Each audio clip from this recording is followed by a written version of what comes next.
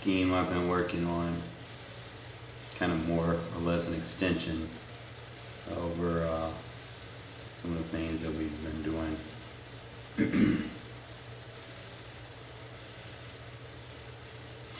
Bear with me.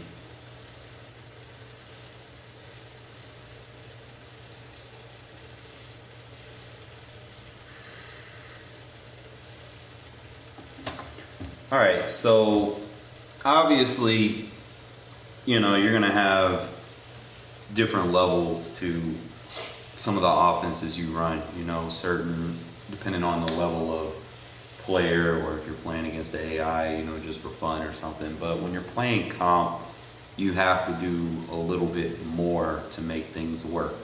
So I decided that I was going to give you a comp version of this offense. It's going to help you guys out. Now, I'm not going to be able to do the two-stick thing to kind of show you everything. Just going to have to take my word for some of this stuff, and as I'll explain it, okay? So one of the first things that I do like to use, as far as audibles go, you'll have the slant stick, the PA verts comeback, the red zone halfback scissors, and the RPO power weak. Those will be your audibles. I don't use the verticals a lot. I mean, every now and then I might try to squeeze it in, but you're not really going to necessarily need it unless you just want to use it as an extension, as a quicker version of what we'll do with the PA verts comeback. But other than that, everything's going to first and foremost start off of the inside zone. And pretty much, you just go random play. The only thing that I want you guys to do is you're going to double team the backside, and then you're going to make sure that your ID, the mic, is somewhere.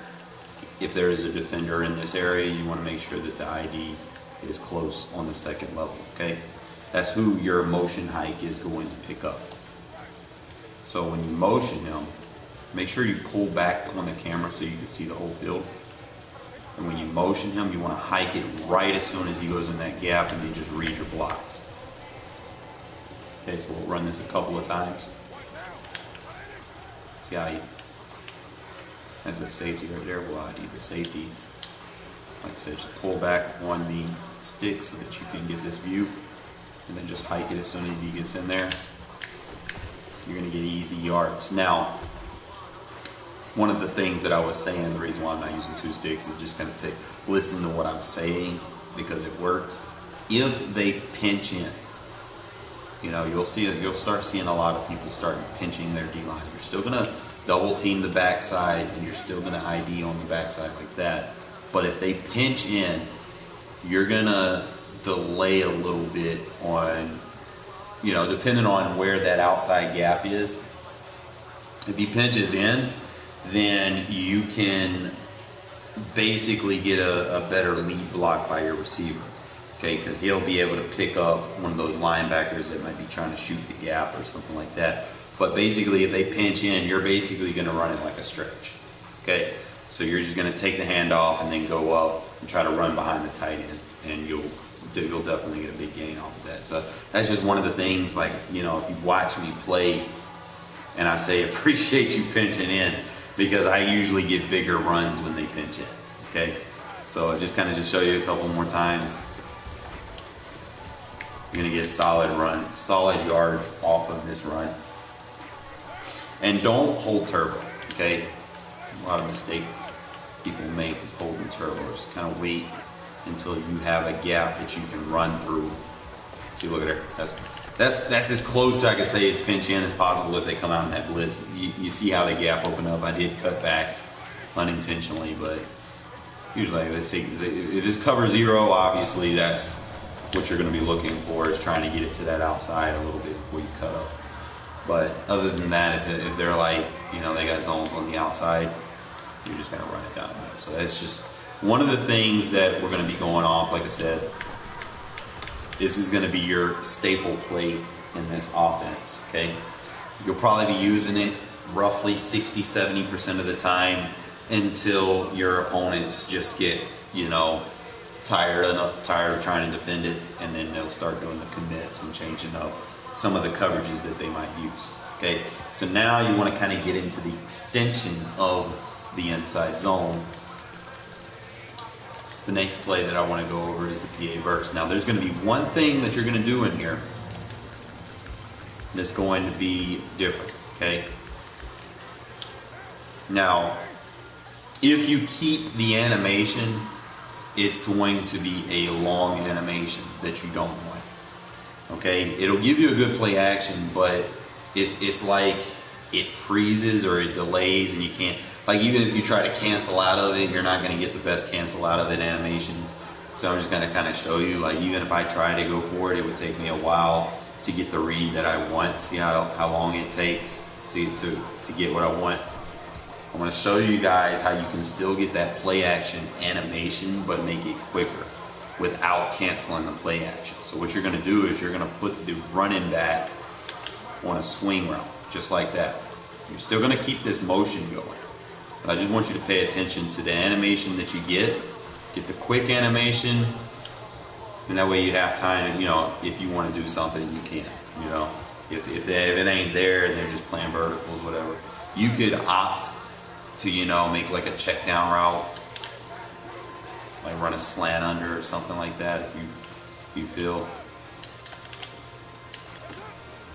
And then just have your read over here. And then just throw it over the top. So that'll be the next thing that you kind of run as an extension onto the inside zone.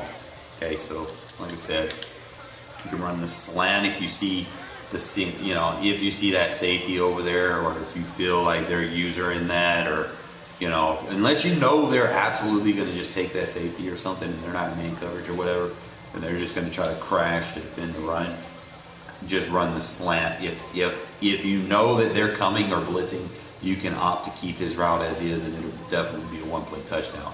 But like I said, just all you got to do in this is just run the swing route. You'll still have the play action animation, but you won't be frozen as long. But the motion hike is going to give you a backside blocker, okay, which is, you know, pretty useful.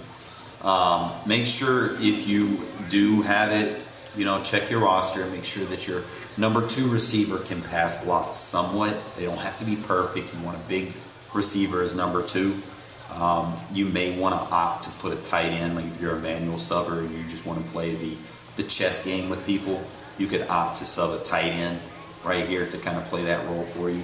I don't necessarily think that the package, that like some of the packages in here aren't necessarily going to be great. Like, I mean, yeah, you could put a running back over there with one of the packages, but I don't think every team in Regs, at least from my knowledge, has, you know, viable running backs that can receive, unless you got like Christian McCaffrey or Alvin Kamara. So other than that, you could probably opt to sub a tight end for the motion hike block. And then just like I said, just if you keep the animation, like I said, it'll be a little bit longer than what you want. So don't keep the animation. Just run the little reverse swing route. You're pretty much going to get the same thing. He's still going to be there. Now you could opt, if you want, to smart route this so it goes a little bit deeper, so it doesn't run right at that mid-third. See, if you run it short, he runs closer to the mid-third inside the hash. See where he's at? Versus when you smart route it, give me a little bit more leverage. You could opt to do that, and it'll hold them long enough for you to bomb them over there. Okay, so that's just, you know, an option that you can do. And like I said, use that as an extension of the inside zone. Now, the next play that I want to kind of go over, this one is where all the wrinkles start to evolve. Okay, it's the red zone halfback scissors. Now, if you're going to keep using it with the motion hike scheme, you're going to have to change the routes of the tight ends, okay? Because you know you're not going to be using that post over that crosser.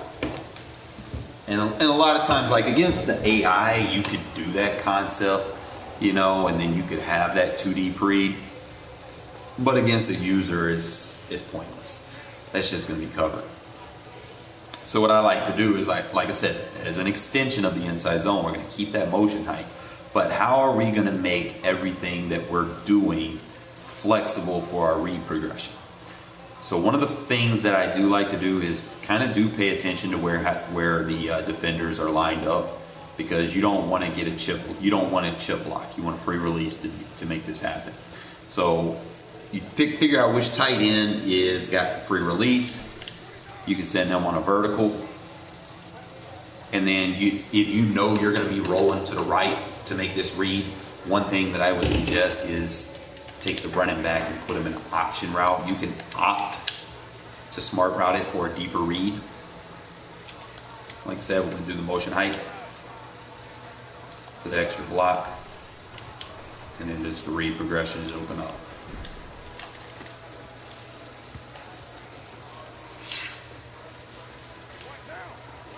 Now, obviously I'd probably run the inside zone, but we're still going to run this. Now you could run the deep fade with the out route, with the option route, smart route the option, and this will give you better pass protection, assuming that they don't. That was a bad throw. Just got to get better on the pass lead sometimes. Or let's see, I might go delay fade right there. Option, smart the option. He's going to give me that chip block that I want, and you're going to be able to go downfield. Now, it's not something that you would necessarily spam, like I said, use it as an extension of the inside zone, Now, occasionally I might use the RPO depending on certain scenarios, but I don't think the best idea for you is to use the motion height. I don't know, let me see, I haven't really used it much in a game as a full. I don't know, maybe if I go all the way across, let me see. He still runs to the out. Yeah, I don't really use that much as a pass option unless I know they're running like cover zero, and the ID section is going to be blocked, or if I know they're in like a drop zone or something, I could probably get a quick read on the outside on that, but really probably wouldn't motion height with that. Unless you want to use like the tight end on a motion. That would probably be better, give you better protection on the backside. But yeah, I might change it back to inside zone, that way I have a better option and the audible progressions. But usually, like I said, I'll start everything off of inside zone just with the motion height. Other than that, it's pretty much going to be it in a nutshell. Occasionally, like I said, in the red zone, I might use the slant stick with it, but lately I've been having issues where people won't play the coverage that I want, and they'll have hard flats on the field. And I'm like, but sometimes you can get, if they play, what you want them to play. Like if they go cover zero, they're going to give you what you want. So if you motion hike him, then you should get that flat route or that crosser. But it's got to be a quick read, either left hash or right hash. I wouldn't necessarily do it from the center. Sometimes you can get away with it depending on the speed of your running back. But I think it would work better if you're on the left hash or right hash. Like I said, where the linebacker is. It's going to be manned up on him. So if you can motion him to collide or take that contact from the motion, you can freeze him up just enough for your running back to get free. So especially most people be usuring the middle linebacker anyway in them scenarios. And if you can catch him, running into his own guy, you could definitely get that flat route open a little bit better than that. Okay, but it's just something that you guys might want to kind of consider if you know they're playing like cover zero and they don't have hard flats or anything on the field. It's just something that you can kind of mix in. And like I said, everything that we're going to be doing in here is basically based off of the motion for the inside zone. Okay, so I hope this kind of helps you guys. I'm going to kind of play a game here using just this scheme alone so that you guys can see it in actual gameplay. So, you know, I'm not just talking out the side of my neck telling you guys, oh, you know, you'll see exactly what I'm talking about. It's pretty powerful. Definitely, I'm not going to say it's the best offense, you know, formation scheme in the game. I like other ones, but it can definitely get you some easy wins against some good players.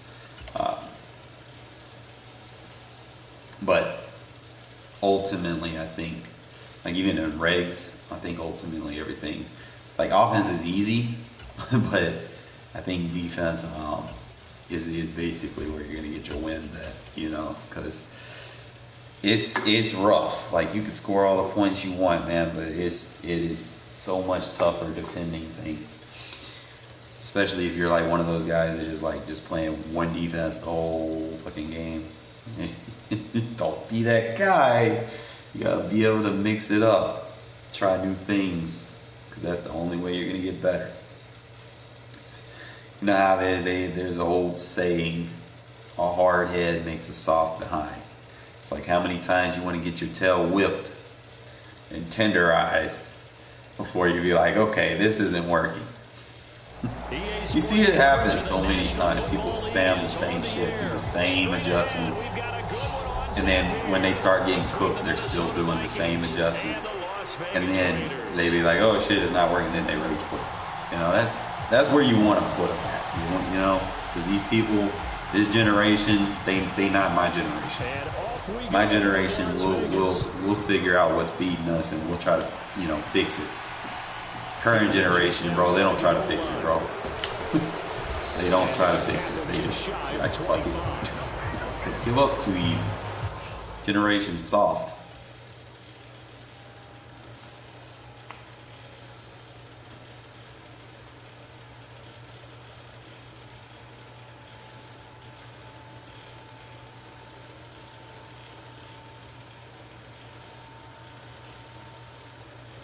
But if y'all follow my channel,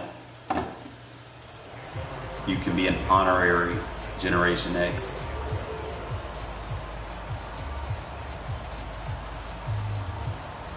Yeah, man, I stream on YouTube.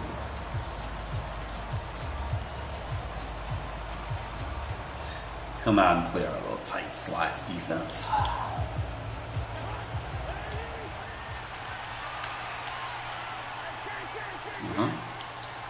Thing I like about this defense, it covers more than just tight slots. We got our audible score. First pass for Cousins. Told you. Defense trips as well. Picked up by Rocky Sin. Well, that's tough. You come in here, you dial up that pass play on the first play from scrimmage. Here we go. And you know, coaches always talk about we prepare for every eventuality. You don't even mention this as a possibility. Follow what I say. Remember what I said earlier in the stream. Instead, they throw a see pick, and now monkey they're see, monkey do. On the road to get things going. Here's Jacobs on 1st and 10. And a short gain there down to the everything is going 37-yard line. Work itself over. Making the stop there, Daniil Hunter.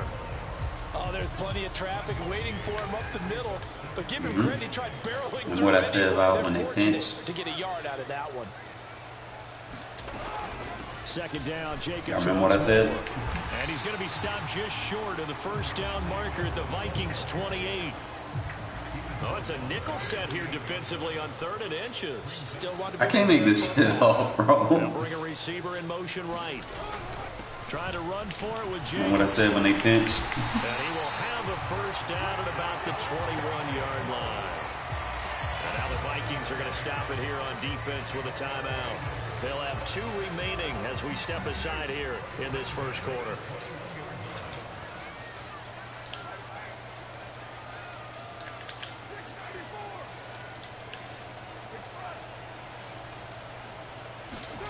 Now they'll throw with Carr. Remember what I said? And that is caught. Everything's going to work off the run. Davante Adams from 21 yards away. This whole formation can be very powerful if you use it right. First here in this one. Josh McDaniels has got faith in his At the end of the day, he has to defend the run.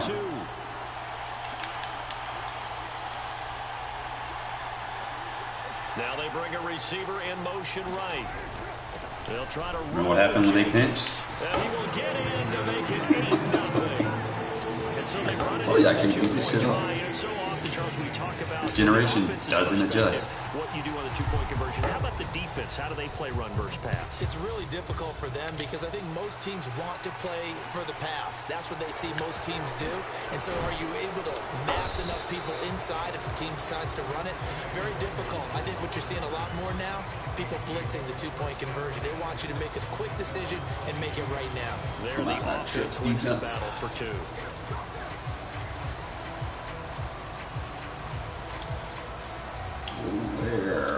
Where?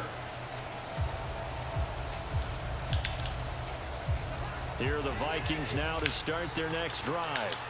Well, partner, not exactly the way they drew up the start of this one, but a chance to redeem themselves and hit the reset button here on their second possession. And I do like that word that you just used, reset, right? In a lot of ways, it's just shaking off what happened before, starting fresh, almost like it's your first drive all over again. Go out and put your best foot forward. Ball up to the 35 now as they come up on 1st and 10.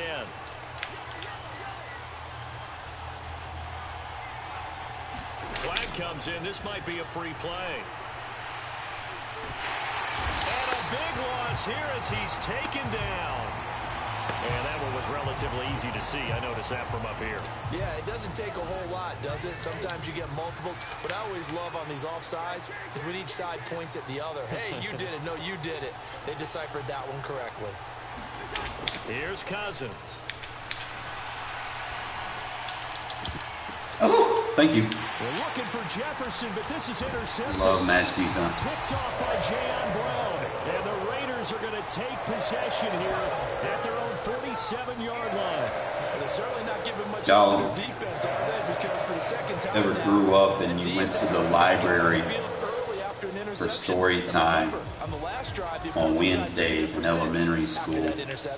You used to read a story about the tortoise and the hare.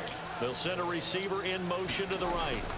On the ground is Jacobs to start the drive. And nothing much materializing there on the first down run. He'll get and the hare was so confident that he would win. He would boast, I am so fast. They used great leverage, held their spot, and stacked him up. Second down, Jacobs once more. You keep boasting, you tell all his friends. It's like we're having a race on this day, such and such. And I'm going to win. I am so confident that I'll win. That I'll do all this for you, whatever. They'll stay on the ground with Jacobs. And he will have a first down here. Well, he was so cocky that he was so far ahead in that race, he decided he was going to take it now. All three short runs, but together a first down. Well, you know what happened at that point. When you string them together.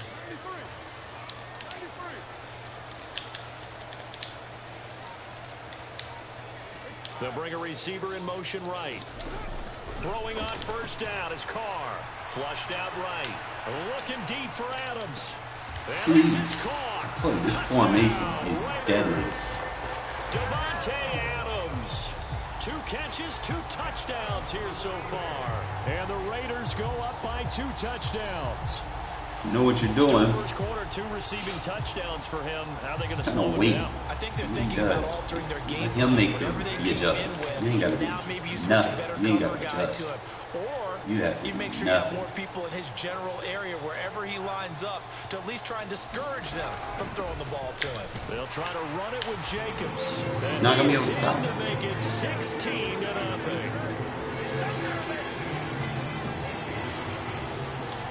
Now, once you get a good lead, You don't want to show them all your As they run up and send this I one could away. probably sit here and use this formation all day, against some people. But when you're in a comp game,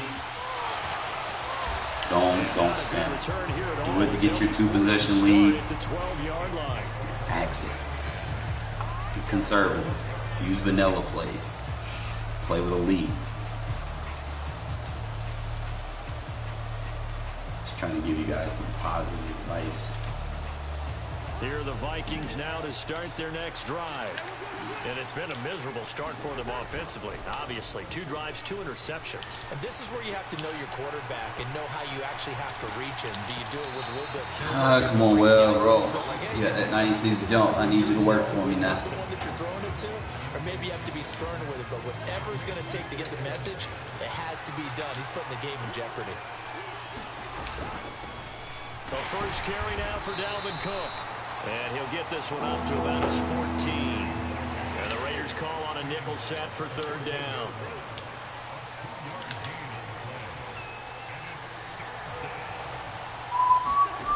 Throwing, Cousins. Open man is Thielen. It's complete. And he will have a Vikings first down as they're able to get the 3rd down conversion. Play honest.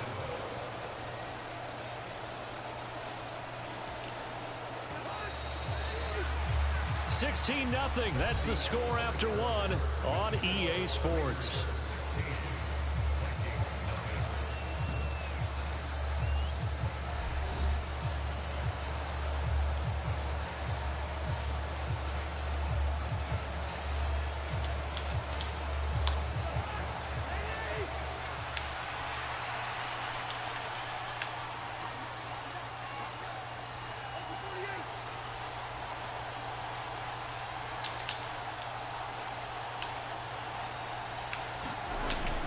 First down, here's the run with Cook. Tackle, fellas. And he gets this one just shy of the 40, down at the 39. This offense finding its legs now. Here's another 1st and 10.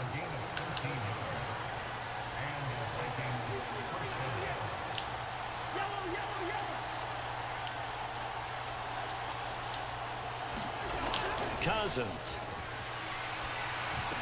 Good deep. And for the 3rd time here, Love match defense. Picked off by Jayon Brown. And the Raiders are going to take possession of the football. Boy, Charles, that is now 3 interceptions in 3 consecutive drives. And you can see he's just got a look of disgust and bad body language, understandably, as he walks off the field. And I think it comes from the fact that he's not sure what he sees down the field, Brandon. I don't know if he's seeing ghosts. I don't know if he just can't read defenses. I'm not sure what it is, but that's why he's frustrated. Think about the defense right now. Every time they run on the field, they've gone from hoping to intercept the pass to expecting to intercept the pass. This will beat every coverage in the game. Confidence at an all-time high right now. Just about every quarterback is trained to really look downfield first before you come back and make a nice, safe throw. And in this case, that's exactly what he did. Found his running back, let him create some space. Hopefully, advice, my guy, don't baseline press, bro. On 2nd down, Jacobs. And he's going to get it down to the 33-yard line here. They'll get 3 as the drive continues. It's a 1st down.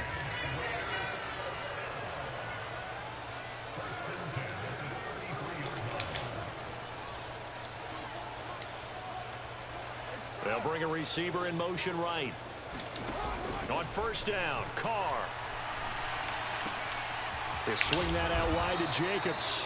And they'll work this down inside the 30.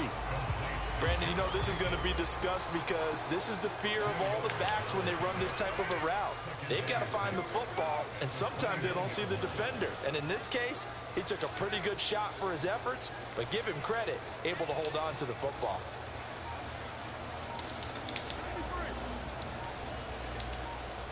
They'll send a receiver in motion to the right.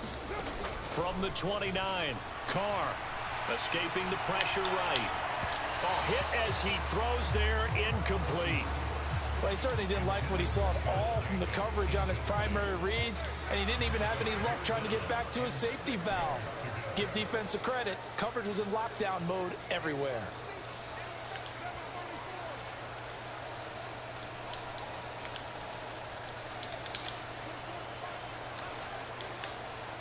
They'll send a receiver here in motion right. Throwing his Carr on third down. Eluding the pressure right. Going for it all. And that's going to be caught for a Raider touchdown. Told you it beats everything. Third touchdown pass now for Derek Carr. And the Raiders are able to widen their lead here in this first half. The Raiders going to use one of their timeouts. They'll have 2 remaining as we step aside here in this second quarter.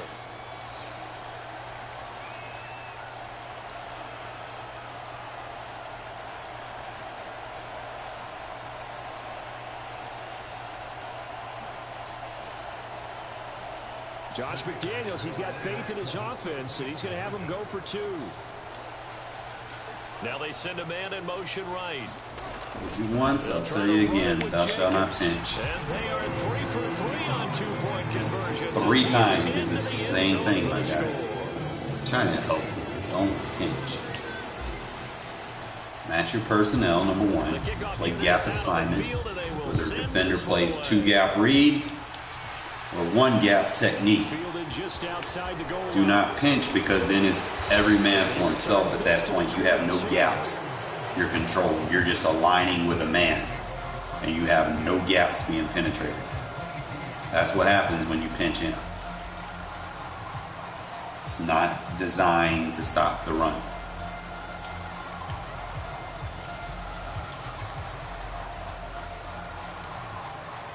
Then you have guys like me who just have a field day against that shit. Here are the Vikings now to start their next drive. Well, CD, you kind of feel like they're in a bit of a danger zone right here, because now you're down 3 scores, and I know we're in the first half, but the way this offense hasn't been able to generate anything, you feel like they probably need to get something going on this drive, right? Yeah, and sometimes I overuse if this is an important possession.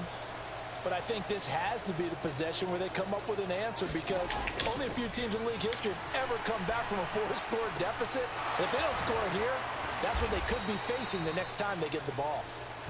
And down he goes, but he takes it up to the 40. An excellent way to start the drive there, 18 yards. 2 minutes remaining in this first half of football.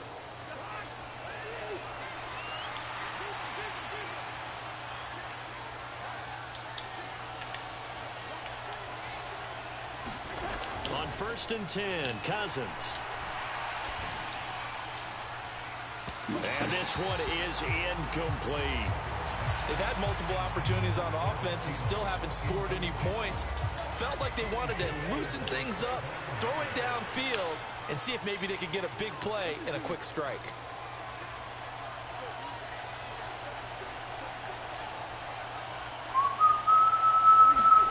To throw once more on 2nd and 10. Cousins. Open man is Osborne. He's got it. And they're going to get this up to midfield. And I don't think there's any question that this offense is going to need to hit on a few more plays like this. It's been a difficult first half for them, to say the least.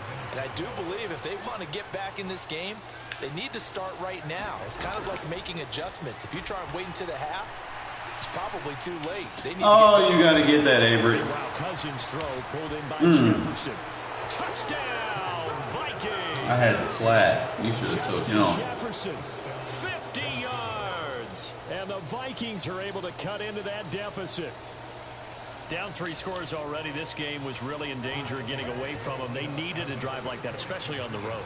Not only to calm themselves, but maybe tamp down the crowd a little bit, because everything was against them. As you noted, this game could have gotten away from them very easily, but instead, the calming drive, now they have a little bit more confidence. Okay, we're back in it. All right, we're ready to go. That was impressive. And the defense now needs to reciprocate. Cousins will try and throw. This is caught. Was he in? Yes.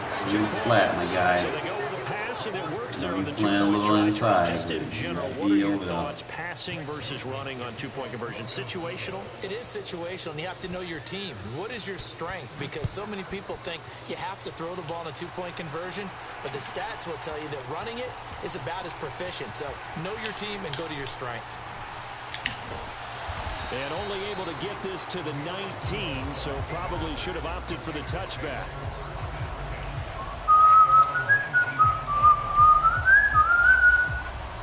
The offense for Las Vegas about set to begin the drive.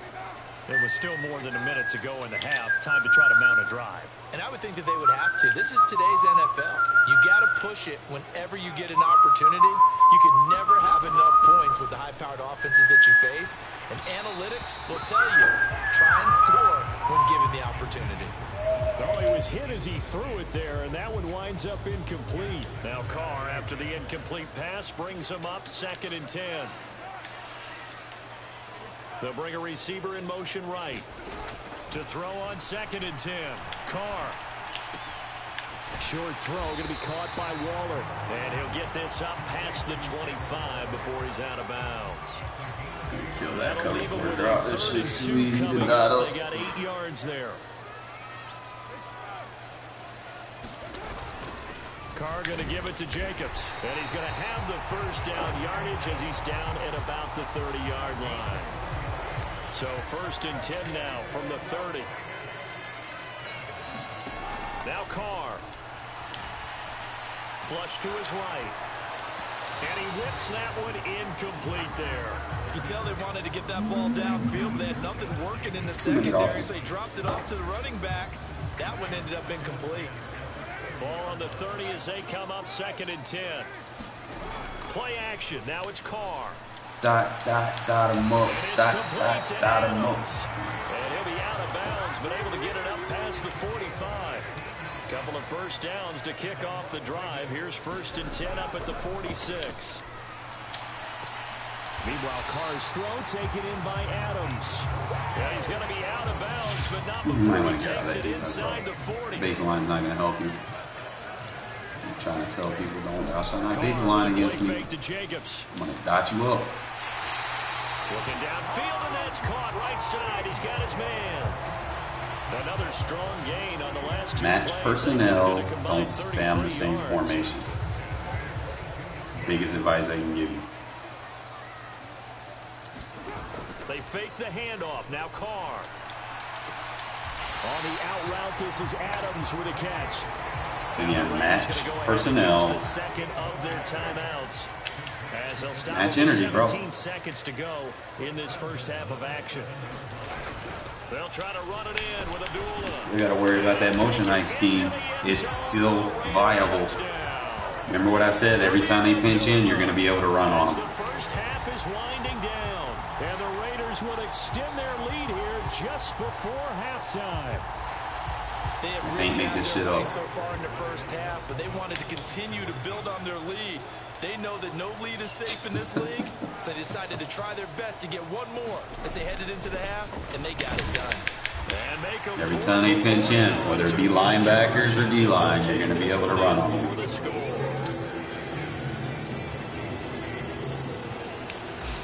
Remember, you got to play gap assignment football. Play the correct personnel. Play gap assignments. Don't spam defenses. This will be fielded inside the 5. And he'll be brought down right on the chalk of the 20.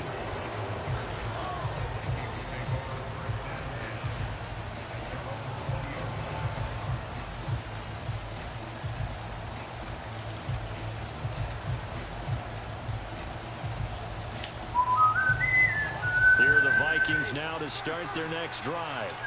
And with time quickly fading here in the second quarter, not sure how aggressively, offensively they want to play this. I think we'll find out just how much they trust their guys in this situation if they decide to take a shot. That's gap assignment football. The drive there is incomplete. To this point, I've been impressed with the work defensively. They have not allowed a lot of receivers to run free. And there's another example, another incompletion. That's how everybody's covered. Every gap is filled. For what's on the field.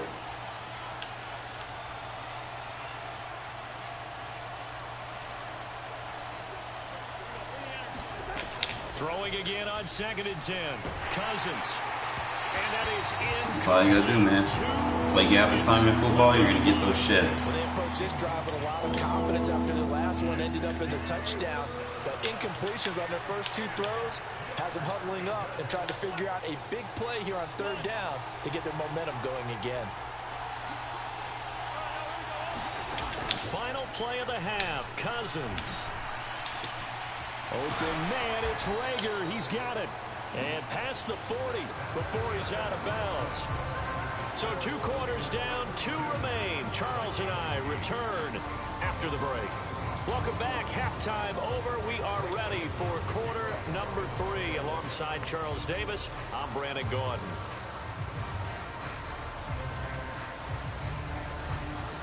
It's not about being like, oh, this is my defensive scheme. This is what I'm going to do. I'm going to run it regardless of whatever my opponent does. No. You match up with what's on the field and you play according to how you're being, attacked. Run a lot of cover 1, but if you're going to play eagle tight, I'm going to run cover 1. I'm going to play it from that set to match up with what you have on the field. It's always about adjusting and knowing principles, not spamming the same defense versus everything. That's not how you play football. Well, they got to be thrilled with how they've operated so far in this one. They've got the nice lead, and now a chance to score here on 3 straight possessions. Yeah, and the way that they are rolling, I just don't know how they get slowed down, because they certainly are operating at peak efficiency right now. They might want to think about giving some of their backups a little bit of work, though. Let some other guys get on the field and do their thing and save some of this for the next time out. Carr now on first down. They'll roll him out right. And that's going to be incomplete. Too tough to hold on to that one. It's second down. Oftentimes when you're losing a game and the team's still throwing with this kind of a lead, you start playing a little more physically. And they took that opportunity right there to be extremely physical and force that incompletion. They'll send the big tight end in motion right. They'll bring a receiver in motion right. Here's Jacobs from the gun. Well, you can scheme everything. He has to be able to defend the run. Cover 4 is not going to defend that run.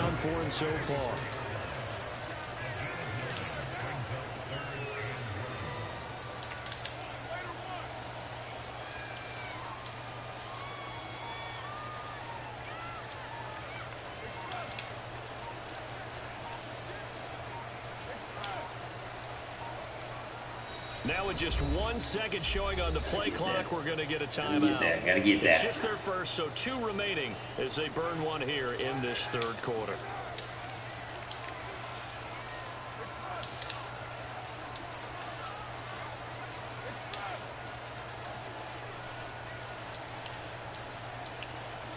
They'll send a receiver in motion to the right. Carr to throw on 3rd and 1. Flush down right. I fucked up. I was so happy. I had him like I wanted him.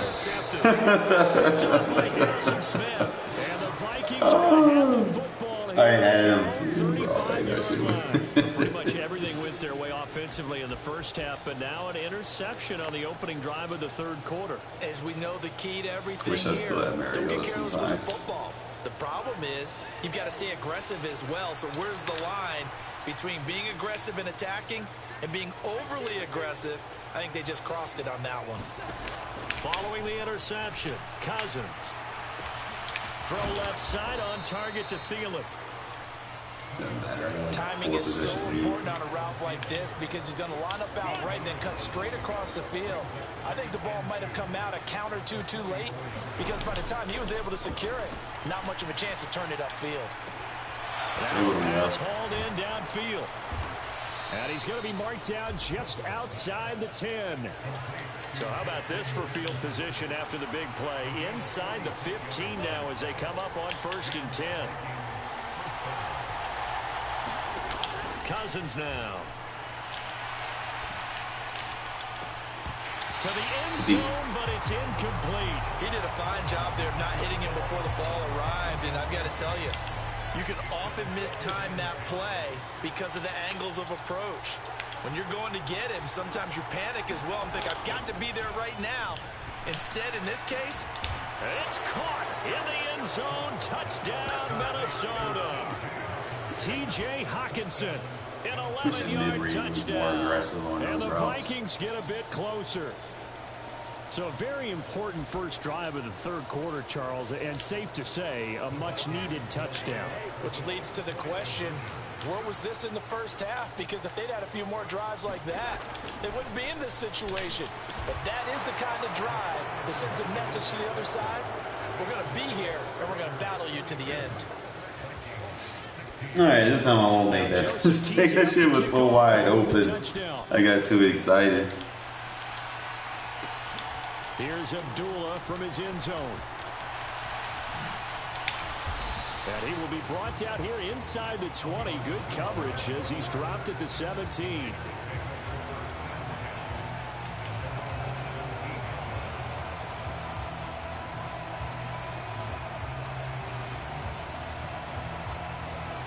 The Las Vegas offense ready to start this next drive. Their lead down to 2 scores after the touchdown a moment ago as they start with a 1st and 10. They'll motion the tight end across the formation. Carr now on 1st down. Looking left side, and he's got him in. Easy, bro. That's Jacobs. They'll wind up you gotta make getting adjustments on the play, and it'll be 2nd down.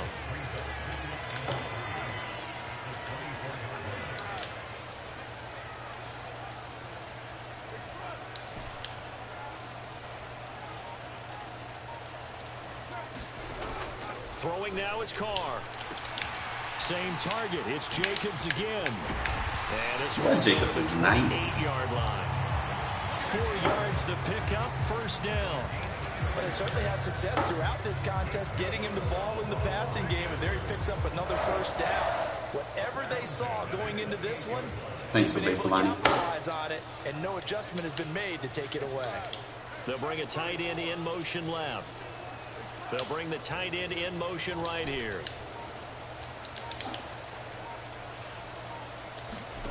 To throw is Carr. Steps away to Oh my God, I can't believe I missed him. And we still hit him. I wasn't even looking for him. I was like, holy shit, he's wide open. The dynamic duo is doing damage in this one. Oh, man.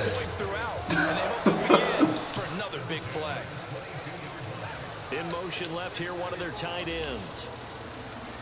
They'll bring the tight end in motion right. On 1st and 10. How you gonna leave him open twice? So his play is deadly. Stop spamming that formation, bro. It ain't good. Try something new, man. Match personnel, my guy.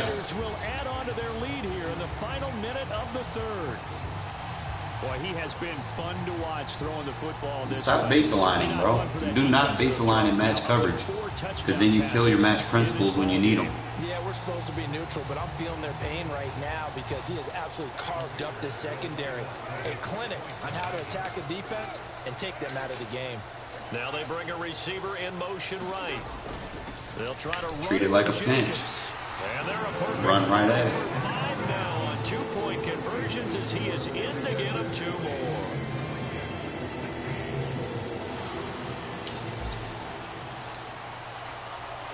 On is the Raider kickoff unit now as they will send this one away.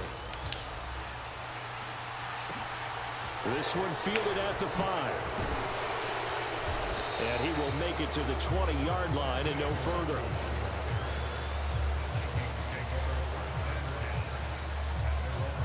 In the grand scheme of things,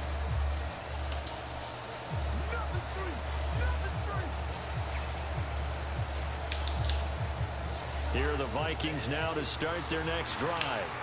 I kind of feel like they've reached a do-or-die point in this game, Charles. If they're going to try to pull off an impressive comeback, probably some other it time, has to start right here, right now. Yeah, now they've got a final chance to get out of this situation, but they also understand they've got to move the ball and move it fast.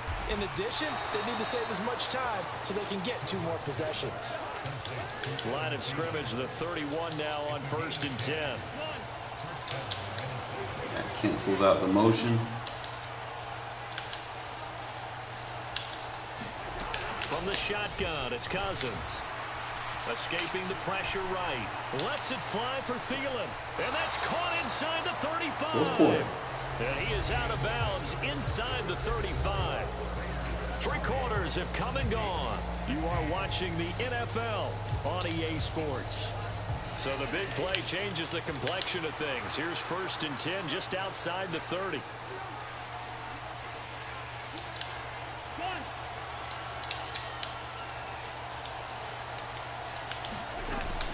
Cousins. You thought you want a double max? Now he'll square up and throw deep left sideline. Good catch. He's got his man. It's taken in for a Viking touchdown. Adam Thielen, 33 yards. And the Vikings are able to make some inroads here to that deficit. He's got them out now to a 3-score lead here in the fourth quarter after that one, CD. And well, he looked right off the line like he knew that that ball was coming his way, and he secured it for 6 points. And I think, oh, and a heck of an effort there as he'll make the diving catch. And they're going to get the 2-point conversion, caught in the end zone. And that cuts the lead a bit further. Now Joseph tees it up to kick off following the touchdown. Thanks for kicking it down. Fields this way up at the 17. Like secret weapon. And a nice return sets him up pretty good here right at the 30-yard line.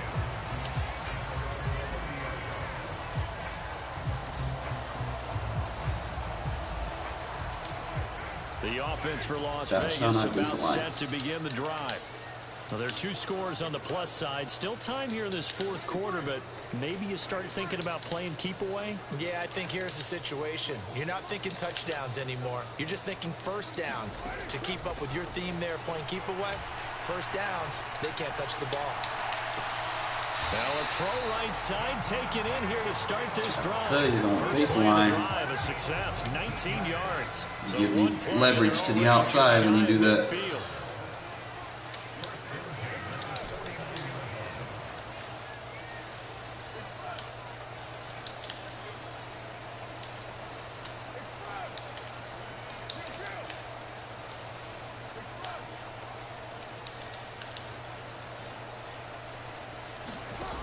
Now Carr.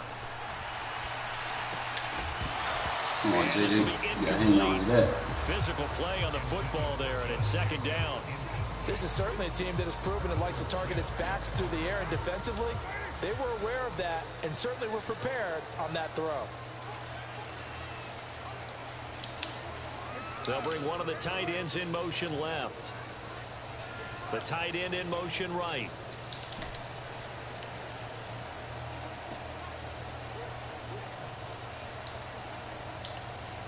They'll send a receiver here in motion right. On 2nd and 10. Carr eluding the pressure right. And that is come on, Jacob. You got to hang on to it, my guy. Down on him there. He could not hang on. It's 3rd down. As soon as he leaked out and began his route, someone on the defensive side broke with him and arrived just in time to separate him from another reception. In motion left goes a tight end. They'll send the big tight end in motion right.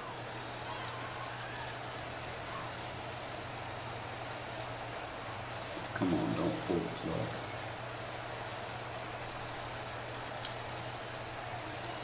Now Carr maybe with a free play. Free play. He wasn't having none of that. I was about to bomb him. I wanted to go back and show you the replays, but I think 40 points on the board at halftime, that's wasn't enough proof in the pudding, right? Again, like I said, fellas, everything that you're going to be doing in this formation is going to be off of that inside zone. So just want to kind of make sure that you guys understand that. I might change one of the audibles since I'm basing it off because I've seen something that I like.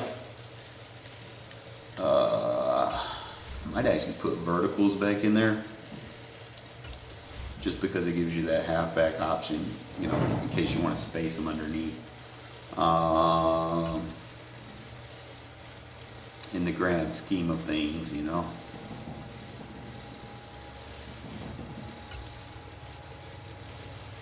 So it'll be, instead of the RPO, it'll be the play action first, then the vert because of the halfback option route. Now the only thing that's going to be different, you're going to probably have to do something with that tight end. You know, that tight end route, I don't really like it, but we'll make something work with it.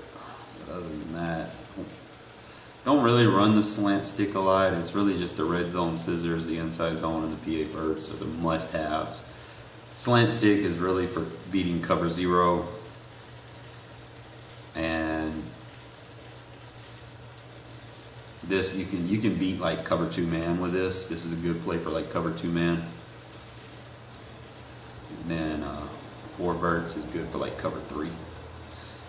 So that'll be your coverage beaters. Like I said, everything is going to go off of that inside zone with the motion.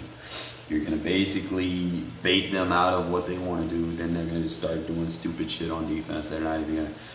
They're just going to be doing random shit like that guy was doing. Like, we got him out of his scheme real quick.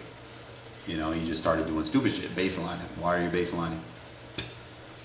Like, people don't understand football, man. They just start doing random shit. It's like, maybe if I do this, this helps. Well, if you baseline, you take away your run fits. If you baseline, you take away the field sidelines. You can't defend the sideline. If I throw a deep pass off to the sideline or something like that. So you're hindering yourself. And if you're baselining in a match coverage, that's going to be even worse. Do not baseline in a match coverage. I'm trying to tell y'all guys how to play. It's up to you if you want to listen. Those are your ears, not mine. I played football when I was in school. And I try to translate some of the stuff that I know and try to put the integrity of it into this game. And then I try to teach it the best that I can. Like I said, gotta listen. Gotta be willing to listen, willing to learn. Gotta get out of those bad tendencies. Slow it down, man. Like I said, I was talking earlier about the tortoise in the hare. You know, tortoise was sitting there. It's like, wasn't really anticipated on, you know, winning the race, you know, but he never gave up. You know, he knew he wasn't faster than the hare, you know, but he took it one step at a time. And his goal in his mindset was that he wanted to cross the finish line. He had no intent of winning the race. But you'd be surprised how things in life are thrown at you, you know. It's like people in Madden, you know, they just want to spam such and such because such and such channel was doing it and they did good. But they don't look at the level of comp people play. So you look at these bigger channels, they're not really playing no comp, you know, day in, day out. You know, they might put 3 videos up a week, you know, and they'll, you know, edit out the bads, and, you know, you'll have like a little 13-minute video, you know, with all the little flashy sound effects and the film shaking, and, you know, and they can put those prints. What are those little things that they put on their videos? The thumbnail prints to make their stuff look good. But they don't really play comp. Like, if you look at the people they play in the stuff that the people that play that are doing to them, 25. like, I've literally watched people, like, they play people and they don't get no pressure on them. Like, how do you have all day to throw? If you're in a comp game, how the fuck do you have all day to throw the ball? If you're not playing comp.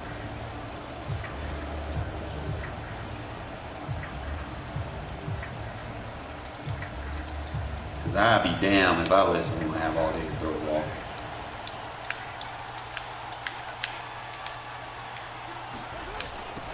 They'll begin on the ground with Jacobs. You want to play gap assignment? And a short pickup to about the 27. It'll be second down. Oh, that's a real nice job there by the defensive front. They just engaged and held their ground. But how about the guy who made the play? We often talk about whether they take a good first step or not. Many times you just don't take any step. Just get your feet moving, get your body going, and then once he made the read, he was able to make the play. You got help over the top. Can you get down? Yeah. Good defense. It's intercepted. Picked off by Rock Ya-Sin.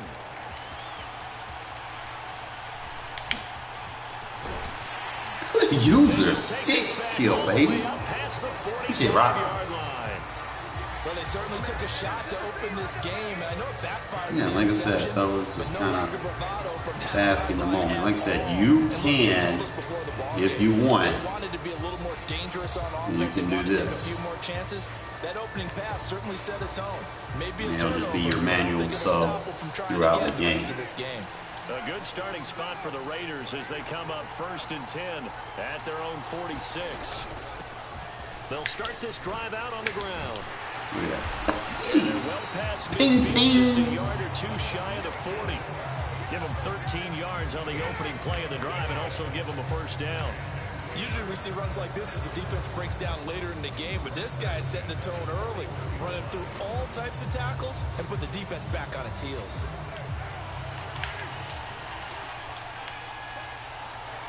They'll bring a receiver in motion right. On first down, good block, Hollister. I love Jacob, bro. Determined run there as he'll take this all the way down to the 27. Good effort. 14 yards is the pickup there at a Raider first. Back-to-back good plays have them on the move on first down.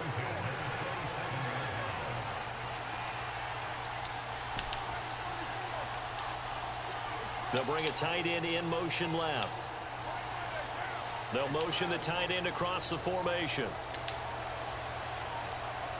They'll bring a receiver in motion right. Carr completes it, and he'll be brought down at about the 23-yard line. Clock rolling as we hit the midway point of this first quarter. Jacobs going to try the middle. And he'll be brought down inside the 20 at the 19. Give him 4 on the carry, and it'll make this a 3rd and about 2. It's like that fish in the water on the end of the other end of your reel. The center receiver in motion to the right. Patient with him. Once again, it's Jacobs. You don't want to just give all your tug and then break your line. You got to reel them in. Able to get what they Slowly need to keep but the drive surely. going with a 6-yard pickup on 3rd down. From the 13 Slowly but surely, on fellas. 1st and 10. Running straight ahead is Jacobs. And he's going to get about 4 down inside the 10 to the 9. Not a run that you're going to write home about, but still a good first down run. That's what an offense calls staying on schedule. 3 to 4 yards on first down. You're set up very well for the rest of the drive. On 2nd down, they'll run with White. Shazamir. Oh, even better. How the fight breaks the yards. Pickup of 8. Now they send a man in Keep it motion going, right. fellas. Keep it going. Here's White, and he is Can't stop it. Got to match personnel, my guy. It's a 1-yard. I got 3 tight ends on the field. And the Raiders take the early turnover and convert it into an opening touchdown. Got to match personnel. Solid blocking up front from the guys on the offensive line allowed him to get in for the touchdown. Yeah, some might say that the guys on the offensive line were in concert. I used to have a coach who called it marrying up. Meaning, when you get on a guy, you just stay right there. What I said about them pinching, fellas. So they kept it on the ground. Trying to teach y'all lessons, man. Charles, sometimes you probably see teams treat a 2-point conversion differently than if it was 1st and goal from the 2, or I should say 3rd and goal from the 2. Now we work them down the field with that one play. He said, slowly but surely. Shy away from running the football. I think this is a great spot to do it because most teams play you for the pass. Go ahead and run and let your linemen surge and fire out. Peace. Slide. Slide. The Raider offense set to get this drive started.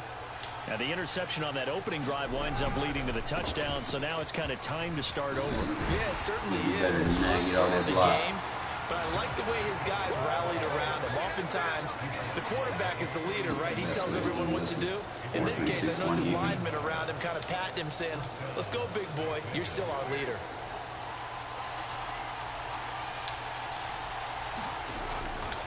They'll run right here with Jacobs. Integrity, And gap, not a whole assignment, lot of room to football, good operate shit. there on the first down run. He gets maybe 3. No 1 cutbacks. quarter down, 8-0 the score.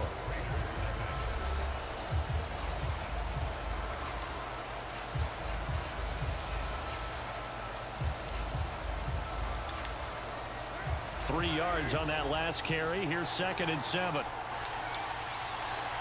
Adams, the man in motion right. Counter in motion right. From the 40 now on 2nd down. Give him the flat. Carr. He's going to float this Just over stay the with him, middle Miles. deep. That's how you A do fight for it, and this is Carr. What a catch.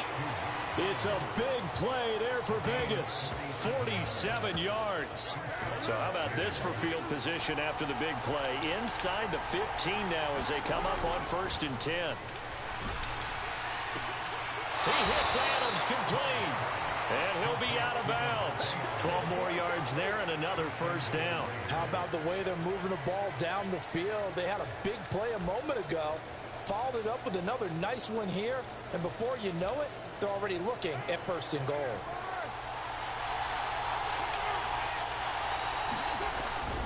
Jacobs will take this one in for a Vegas touchdown. Oh, CD, there didn't seem to be much resistance there down near the goal line. Yeah, partner, from what I saw there, not a real good job of matching up defensively because to me, they look like they were just in their base 3-4 package. You need bigger bodies in there in a goal line type situation. The 3-4 fine between the 20s, but not down here when you're guarding your end zone. Josh McDaniels, he's got faith in his offense, and he's going to have him go for 2. And this is caught.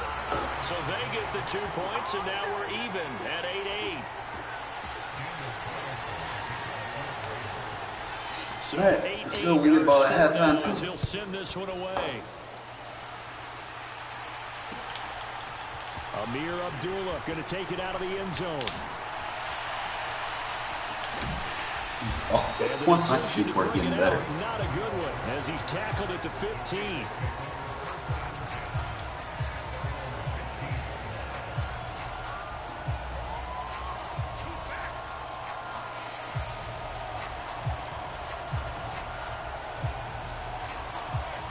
The Las Vegas offense ready to start this next drive.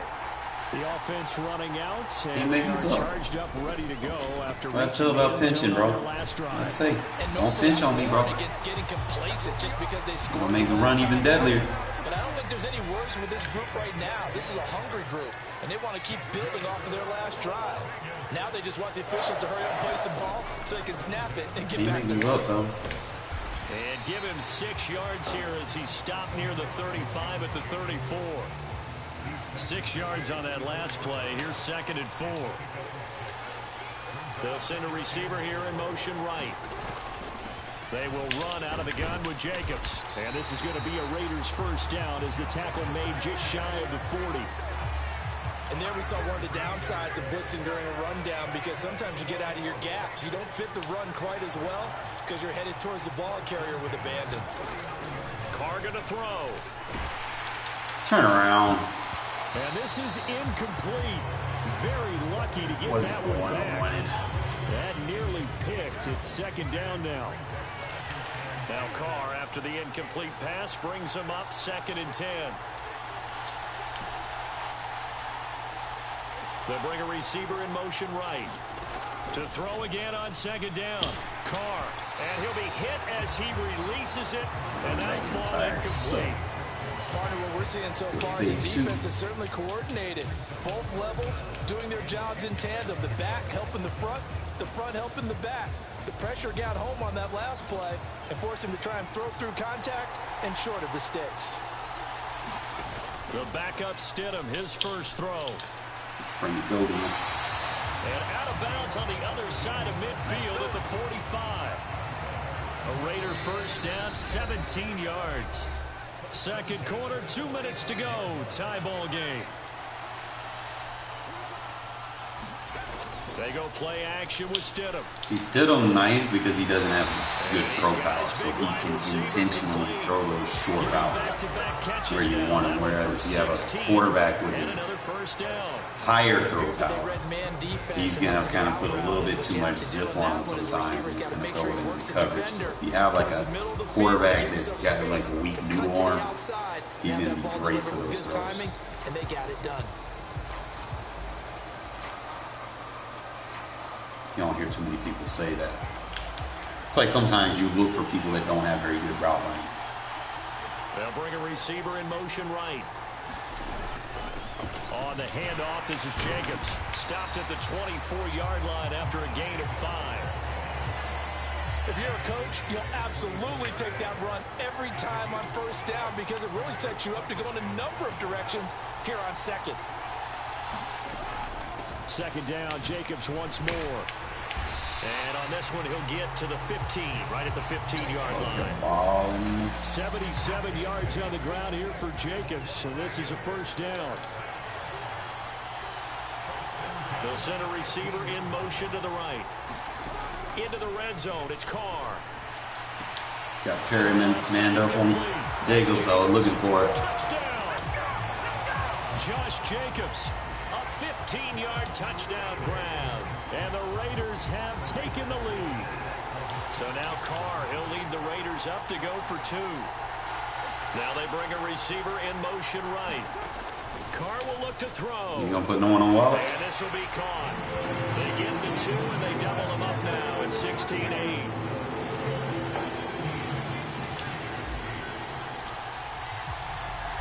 On as the Raider kickoff unit now as they will send this one away. And that one will bounce out of the back of the end zone, so we will start here at the 25.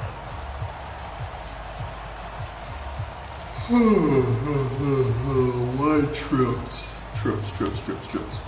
The offense for Las Vegas about set to begin the drive. And Charles, we'll see what they can do here. Not a ton of time left, but enough certainly to get points out of this drive, and they need them right now because they're trailing. Yeah, and this is exactly why you practice a 2-minute drill all through camp and at least one practice each week before a game. A minute left, more than enough time to string a few completions together, reach the end zone, and then make that walk back to the locker room just a little more animated. Looking to throw again on second down. Carr. And here's a diving catch made behind the line of scrimmage.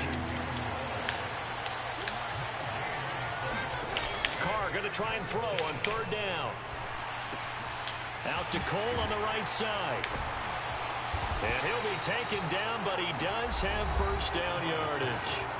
Now the Raiders going to go ahead and use the second of their timeouts, as the clock will stop with just under 30 seconds to go in the first half. To throw, it's Carr. Flush to his right. And he's left with my match defensive knowledge is just unmatched. It's like, you're not going to get me, bro. Back in the pocket. Sometimes you want him to flush. I don't know exactly how this one was designed, but they made sure they moved him to his right. He got out of the pocket. Unfortunately for him, he was hit as he tried to throw the ball, and that resulted in an incompletion. And he goes out of bounds. It looks like right at the 50. They get 7 out of that, so they're left with a 3rd and 3. Coming up here looking for 3 yards to pick up the first. From midfield, here's Carr. Over the middle, that's caught by Adams. And he's going to have another first down as the tackle comes at the Raiders' 32-yard line. Now the offense will burn their 3rd and final timeout. And with halftime on the horizon, they'll be out of timeouts from here forward. And they'll send the tight end in motion. Now Carr again. Oh, and a bad throw there. It's intercepted. Picked off by Jayon Brown. And the Raiders will have spread that line. He want to put him out in motion. He made his quarterback vulnerable. So that time the pressure got home just as he was releasing the football and caused the pick. And what it did was it disrupted that fragile balance. Yeah, just run it, of get the it at mechanics of halftime. throwing the football. You know, from the footwork to being able to actually throw it downfield. If one piece of that puzzle gets disrupted, it affects the entire chance of success.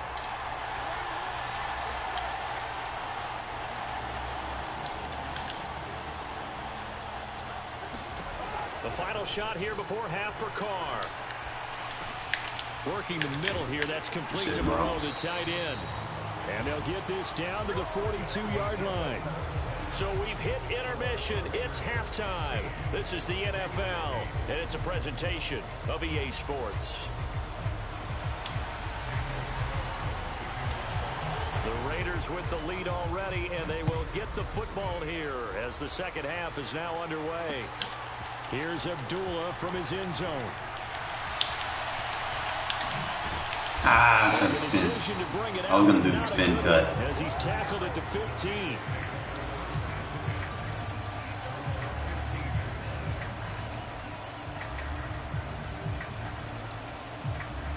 The Raider offense set to get this drive started. And Charles, for them, a pretty good first half on the ground. They had some success running the ball in quarters 1 and 2, and they've got the lead. Now a chance to expand upon that lead here with their first drive in the third quarter. Yeah, and believe it or not, you and I have noticed that this great game of football has shifted towards pass first, run second. So for me, it's really nice to see some of these teams keeping the ground game as a big component of their offense, and it's working pretty well for them now. And let's face it, they can continue to do damage with it. And in addition, it sets up the pass game really well for them, too. They'll send a receiver here in motion right. Here's a handoff to Jacobs. And he'll be tackled at the 23 after a gain of 3. Brandon, all things considered, they have to feel pretty good about getting that type of a gain, considering the blitz that they just had against them. In motion left here, one of their tight ends. They'll bring the tight end in motion right here.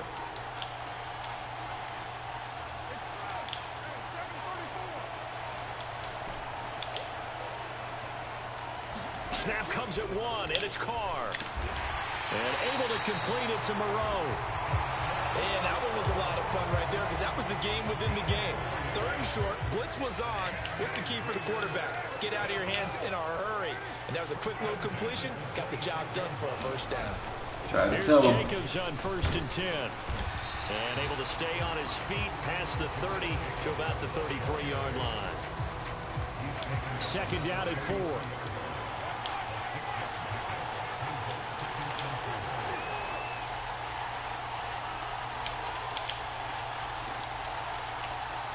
They'll bring a receiver in motion right.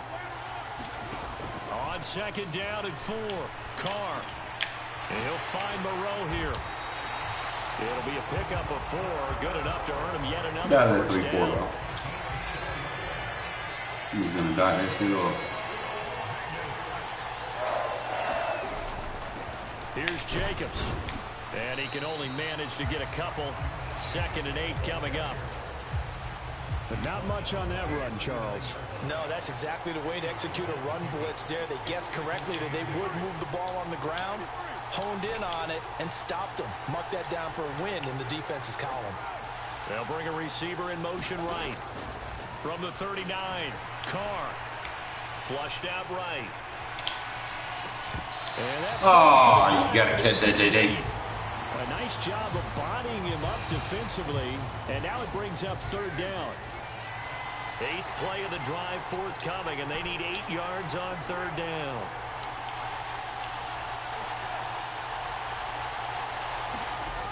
Here's Carr. Got a man open. It's Darren Waller.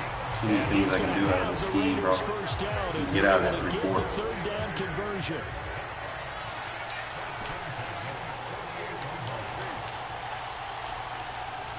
They'll send a receiver in motion to the right. Throwing on 1st down is Carr. Dancing to his left. Looking left side, and he's got a man. That's Jacobs. This man got Chandler Jones playing his zone. About the 44-yard line. Ahead of the chains now. I'm trying to tell y'all, man. That's not how you set a 3-4 up, man.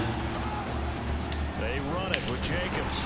You don't want your pass rushers playing coverage. Do it for the 3rd quarter of action. 3 quarters in the books. We'll return with more after this break.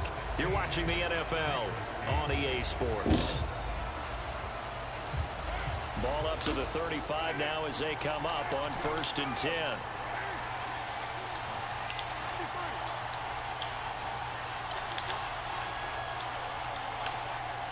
They'll send a receiver here in motion right. On 1st down, Carr. He'll swing that out wide to Jacobs. Perfect. He'll get it inside the 20. And he'll take it into the end zone for a Raider touchdown. Damn sure don't run 3-3 against me, bro. Jacobs. That shit just gonna leave everything open. And the Raiders have opened up a 2-touchdown lead here in this 4th quarter. Jacobs to the flat. Motion right. They'll try to run it with Jacobs. And he is into the end zone again as he scores both Shit's the money. touchdown and the two-point conversion to extend this lead. Set now to kick this one away, and off it goes. You play good offense, man. You don't have to struggle from behind trying to play defense. Like I've done it too many times as hell.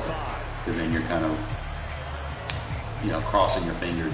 You get a play. You can't play like that. The last two Maddens you can get away with it, but I don't want you guys doing that. The Las Vegas offense ready to start this next drive. As this offense takes the field against CD. Remember last drive they were moving the football, but then they threw that costly interception, so we'll see if they can right the ship here on this drive. And doesn't that just sum up football? We see it all the time, don't we? The defense goes from losing the battle to making a huge play and stealing the momentum. So they're riding high right now, and they're ready to challenge this offense and that quarterback one more time. And we'll see if the offense is up for that challenge here as things start to get more interesting here in the second half. If you're not trying to win, you can concede, bro. Pickup brings it to third down. It's going to be mad. That wasn't an explosive run. That wasn't one that took it all the way to the house. But, boy, for a team that's had trouble running it the entire game, that's the kind of run they need, hopefully, to get themselves kick-started. And they'll get it up just short of the 45. Too late for you to be trying to run the ball. 40 yards now on the ground on just 7 carries. Job one to pick up the first down is complete. That was a big third down conversion, but they got to watch the clock. It's starting to become their enemy a bit here in a 2-score game. Which means they have to pick up the pace, right? The tempo has to be upped. And what they do is they tell the quarterback. And he's going to have to eat this one as down he goes. It looks like a 12-yard loss there. You're not going to get me with play action because I'm not going to commit. I don't pass commit. I don't run commit. I play fundamental defense. That one right there. Nowhere to go outside. He had to keep backing up and backing up and backing up. Eventually dropped for a huge loss. Another try after the first down sack. Carr. Got a man in the middle, and it's complete. And he's going to have another first down as the tackle comes at the Raiders' 43.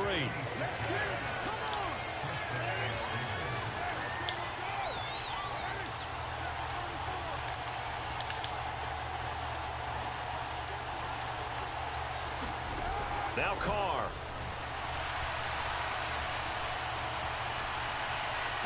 Nothing open downfield, so he'll throw it away. Well, a momentary speed bump there with that throw partner. The defense had other ideas, and they're trying to mount a small stand before this drive reaches the end zone. Now Carr, after the incomplete pass, brings him up 2nd and 10. They'll set up to throw. A dump off here to Bolden. Bolden sucks. Yardage on the play back at the 45-yard line.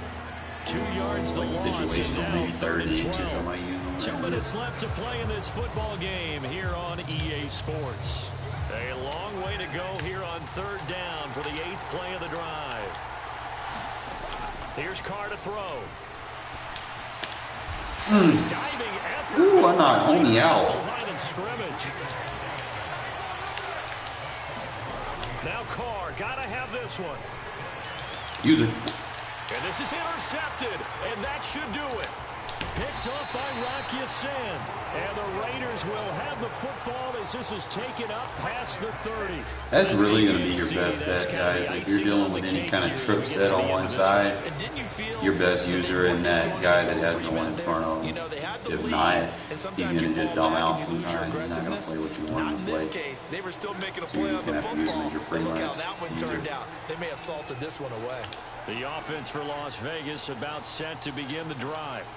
And a few kneel downs should just about do it. Now, defensively, they do have all 3 timeouts, but very little reason to use them at this point. Catch made, it's Moreau. And he gets this up across the 35 before he's out of bounds. That's good. The completion there for 7 yards, and it's 2nd down. Get that look clear out. They'll bring a receiver in motion right. Carr going to look to throw. There's no clear out. That one into the hands no pre-shot downfield. And he will go out right near the 35-yard line. Ball up to the 35 now as they come up on 1st and 10.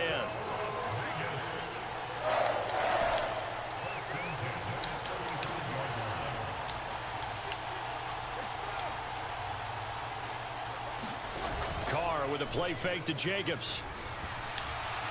Escaping the pressure right. And down to the 20 he'll go before heading out of bounds. Bro, you cannot play man coverage, bro. Good for 15 and a first. That's going to be your results every time.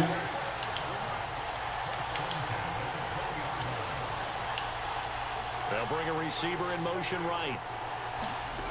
Inside the red zone here. They'll look to throw. Throw left side complete. That's Jacobs. And they're going to be set up. Very efficient on the pass, too. I like this. Working with a 2nd and 4.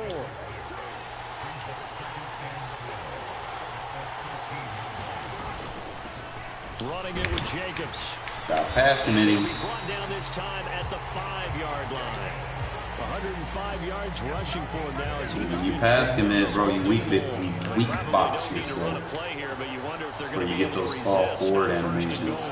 Now they bring a receiver in motion. In case you don't know. Here's Jacobs. And he is in. Touchdown, Raiders.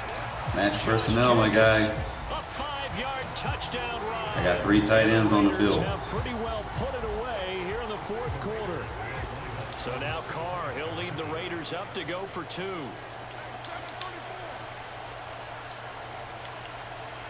They'll send a receiver in motion to the right. They'll try and throw for it. Backfield. And he is into the end zone again as he scores both the It's a deadly formation, though. It's well simple, easy to run. You can make changes here or there. It's not necessarily adamant that you run the same shit that I run. As long as you get the concept down for what you want to do, you can make it work. Okay? Just kind of giving you footage so you guys can kind of see a couple of things that I like to do in certain situations. Some of it's experimental, you know, but at the end of the day, you just want to make sure that you're playing competitive. The Raider offense set to get this drive started. Where we stand right now in the 4th quarter, this one pretty much out of reach. And Charles, I know they're going to be disappointed about several things with this ball. Ooh, well, self-inflicted wounds. We have a nice free safety, bro. You have to think that's might want to consider using that. Discuss heavily in the big film session in the coming days. Well out there, Isaiah Fuller now. They're going to have to sit in that film room and watch every You and Mary play down low. You got some good hits. Not do it in the future, and mentally. But last 2 games, bro, blowing our opponent out with this scheme. You know, you control the game with your offense. You don't turn the ball over, dink and dunk when you need to. Eventually, they're going to fade off, and you're going to get the one place down the field. You know, but if you can control the game on your offense, your defensive play is easy because it's hard. It's really hard playing from behind in this version of the game.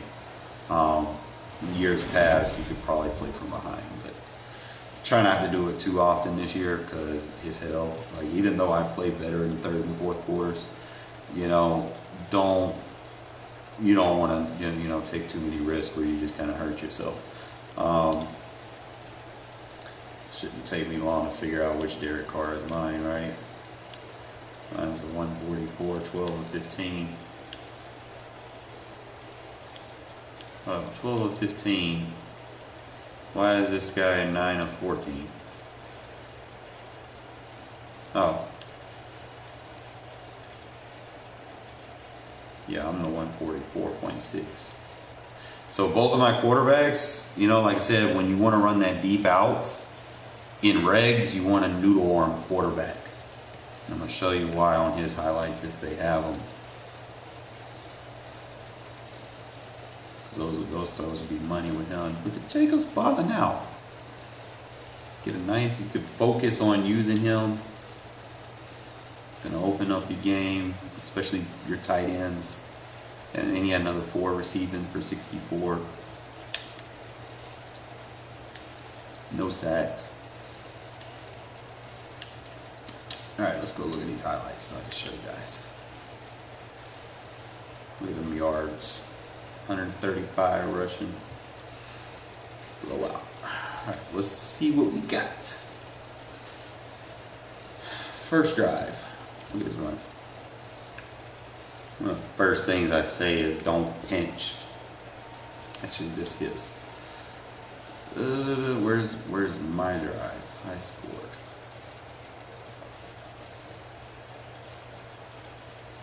I think I scored right there, so it's going to be a few highlights. So we'll start with the first run. So the motion is going to give me that crack block that you want. Inside zones are usually weak versus, that edge rush. Usually that edge rush can loop around and from behind on the handoff. So one of the things that I try to make sure that I do with a motion hike is time it, especially if he's out wide like that. I don't want to bring that hike all the way inside. I don't want him to lead block for me. I want him to crack block for me. So he picks him up, and that's the key for making this whole thing work. Because if he picks him up, look at the tackle. Tackle's going to the next man. So the next man being a cornerback because of the motion. So when you motion, that corner's always going to lead out in front. Okay? So when you get a lineman versus a corner, obviously you're going to get a nice beneficial block animation. Now, if you have abilities with this scheme, let's per se you have nasty streak on that tackle. Because of this motion height, you're going to allow him to pick up that DB or that linebacker or whatever. If he doesn't match personnel, he's going to be in trouble. Okay, so like I said, if you have nasty streak on that left tackle, then obviously that's going to be a free pancake, and then he's going to go up and find the safety, and you're basically going to get a big run, But we still get a solid run off of that, and just kind of showing you how these blocks work with the motion height. Again, we do it again. See how the tackle is. See that edge rusher's outside. Look, blindside block him. Now in the NFL, you can't do that, unless you clock his head. But see how it picks him up so that the tackle can go get the guard. The center can pull up, get the linebacker. You get the double team on the 3-tech. And then you get your right tackle out there. He gets to go up into the second level of the defense. Your tight end gets to go look at the third level and go after somebody. So that motion hike is very, very key, especially to the timing. So see how he gets that backside block on that edge rush? Pop! Everybody picks up their guy. Okay? So that's what I want to make sure that you guys are doing. See if I can have some more runs on here. There.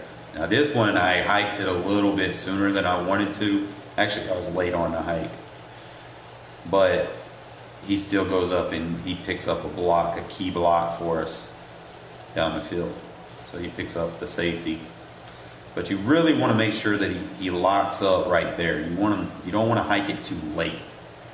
So always pay attention to the relation of not necessarily where his defender is, but where your user is.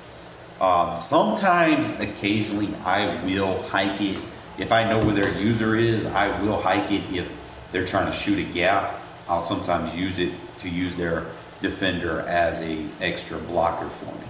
So, like I said, if they pinch in as well, you see how we get that double team. Tackle kicks up, guard kicks up. We get 6 yards on the run. Just kind of go down here to the next quarter. Trying to figure out, I think I'm black. So hold up. I think he scored. We were right back on it, man. Just kind of, like I said, you want to make sure you're doing everything off of this run. Look at there, solid run. This time I didn't get the crack block, but I'm going to tell you another benefit of the motion hike. The motion hike will freeze anybody that's rushing if you hike it while he's still in motion. Because what happens is he has to respect that there's technically a receiver near him. So what he does is he's like, you know, he's looking for a chip block or something. So it's going to delay his rush. See how he just plants his feet? Because he's going to treat it like a read option at that point, because the receiver's right there in front of him, and he has to read which one he's going to do, and that's the assignment of an edge, you know, defender, because now he's over there on the edge, and you have a handoff animation, so he has to watch the quarterback. That's pretty much what's going on in this scenario. So he freezes, and basically, like I said, you got the blocks leading off on this other side. And because I hiked it so soon, he was still able to, you know, make it look like he was running a route and pull that cornerback out. But as far as everything on this other side, get the double team, it would get over there. Probably could have took it to the house if I would have had a little bit better blocking. But, you know, blocking was solid. But this is what I was talking about with the noodle arm. Stidham is going to throw some solid out routes with his noodle arm, bro. Like, look at this shit. He's going to intentionally underthrow. See how the receiver has to come back to it? See, look, instead of him running a straight out, he runs back to the ball, which is what you want for your out routes. You don't want him to run up and out, because sometimes you run up and out and they have like curl flats on the field. Sometimes those curl flats will pick it off if you don't get a good throw. You know, you just really gotta, you know, be on it. But because he has the noodle arm, he ain't got to throw it that far. The receiver's going to come back to the ball naturally, because he has to play to the ball trajectory. So again, I think I hit him with it again. Notice how the receiver comes back, takes a foot step back. See, look right there. You're not going to get that with a strong arm quarterback. You got to have like a noodle arm for you to make that good throw. So if you have guys like, you know, 55 overall or whatever, you know, they're still useful if you want to, you know, run a 2-minute offense or something, try to squeeze some of those out routes from that formation now. And then, like I said, we caught him right there. Like I said, I like to use this one in the red zone more or less, you know, when there's a lot of traffic. And it just really comes to knowing, hey, he's manned up with the linebacker on the other side. And if you mesh him off, sometimes you can force, you know, them to bump into each other, and that running back will be even more open than that. You know, like I said, if they run a base defense, and I know the speed of that linebacker is not better or greater than the speed of that running back, or the coverage, man coverage or zone coverage or whatever, is not greater than the route running of the running back, then obviously I will take that matchup one-on-one, even if they come out in the right defense. So it's just something that you guys should also consider.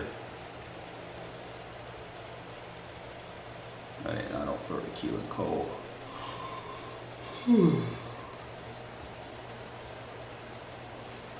I got a pick. This is actually a nice pick right here. Actually, you know what?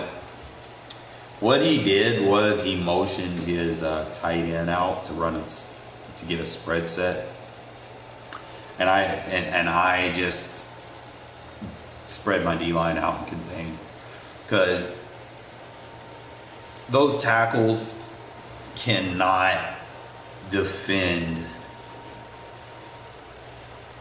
those contains very good sometimes, especially when you got Crosby like that. Like, Crosby's just a fucking monster. And Crosby's going to shed off his naturally.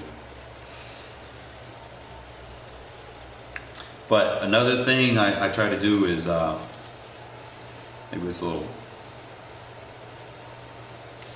if you can motion like that go route tight end over, what it's going to let you do is going to let you call a hitch route for the other tight end. What up, Raiders? So when I motion him back, I have that hitch route. He's going to stop right there. So if they're running any drop zones, I've got my go-to check read. I know if he has any flat routes, that little reverse swing route that I got is going to pull them to the flat. So that's going to give me a solid read right there in the middle of the field if they're not playing it. Yeah, I figured, I'd show you guys some, some competitive offensive schemes that you guys can start using.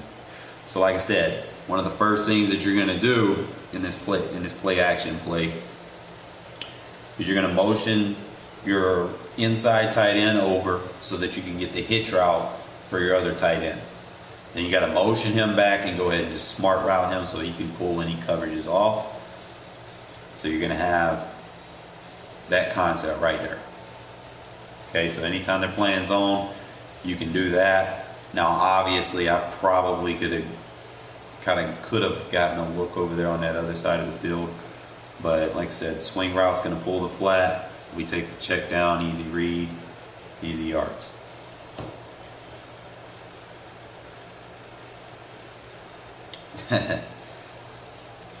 Now, I know I didn't score before half, but it's not always about scoring. Sometimes you just got to build a rhythm so that you don't get those bad animations later in the game. You start forcing shit and throw a pick before halftime, and even if you don't score, that pick's going to resonate on your quarterback. You're going to have bad throws. In the previous years, I've demonstrated that using, backup quarterbacks is one way to counteract that, or sub your quarterback out, so that your guy can kind of like learn his lesson, if you will. You could do it that way. But like I said, we've hit him with his hitch route a couple of times.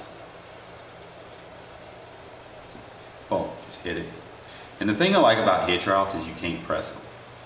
So they're definitely going to be a viable read in this offense. I think this time I hit him with an in route. I'll hit him with a corner route. Just catch him, look at that pancake block right there.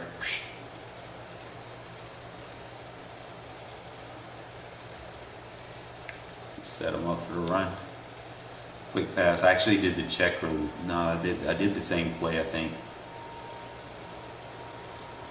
I wasn't going to take off with my quarterback. I seen Chandler Jones over there. I was like, I don't want to run into Chandler Jones. That's not the idea. Look at this. Cover 0, bro. His assignment was man coverage. His user assignment safety, man coverage, was supposed to be on the running back. He tried to play zone with the safety. I told you, user safeties are so easy to pick on because 9 times out of 10, they're not going to be defending who they're supposed to be defending. They're going to be trying to lurk the middle of the field. And when you play man coverage and you do not put assignments on the field to cover where you're supposed to be, this is the results you get. I sent 2 routes deep because his user was out there.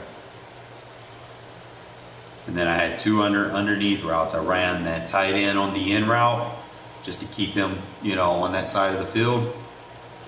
Ran Waller deep to pull that corner off and that safety off. And as soon as I see that, bro, we taking that. Look at this. Waller downfield blocking. Look at that. And man, hold him all the way down over there.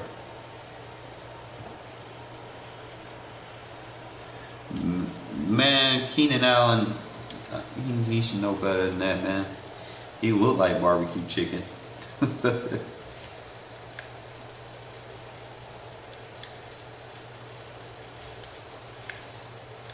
don't know why he would say some stuff like that.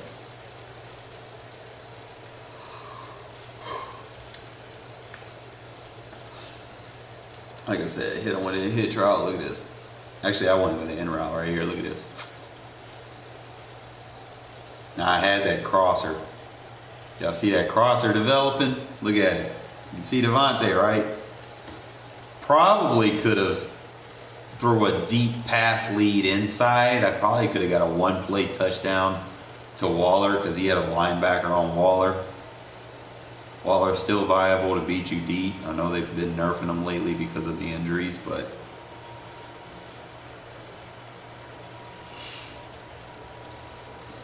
I could have definitely threw a pass lead to the left and threw a one-play touchdown because that safety. I don't know if that was his user. I'm trying to figure. Yeah, I think that's his user. Yeah, I probably could have bombed him right there. He took his safety down, chasing the crosser. But like I said, I still seen that next to play. I came back to it. I seen exactly what he did. And this time we hit him with the crosser, bro. Run routes right at his user. Look at this. His user over there, user safety on the left. He sees Waller. He goes after Waller. Look how wide open Devontae is at that point.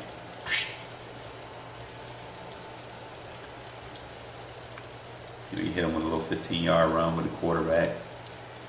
What I wanted wasn't there. He playing man coverage. You can run with the quarterback. That's why I don't run a lot of man coverage, because of shit like that. Little dink and dunks. Boom. Get it to your hands out the backfield. You know what I said when they start committing and stuff? That's why I like Jacobs, bro. Look at this change of direction, bro. I'm not going to follow those blocks. You see where I got right there? My blocks are going this way. And then you got slow-ass Chandler Jones trying to chase me down. Nah, son. We got a wall right here, bro. Look at them guys just holding their blocks. We got two double teams. And then you just got a wall right there where his user can't even get through. That's that motion height, bro. Like, look what 88, he makes this play possible. Look at this. He's going to set this wall where I can run behind it. That's going to stop his user from getting through. Perryman can't get through. Well, I'm like 50-50 on it, bro. Like, you know the shelf life of a running back isn't very long. They're probably good up to the age of 28. So I'd say he has like 3 years left in his tank. So if we do re-sign him, I wouldn't go more than 3 years. That's it. 3 years. Let him go in free agency again, but don't re-sign him after that 3 years. Just sign him again. If you want to keep him, sign him again. But after he's 28, let him go to hit free agency. Let him go get his bag somewhere else.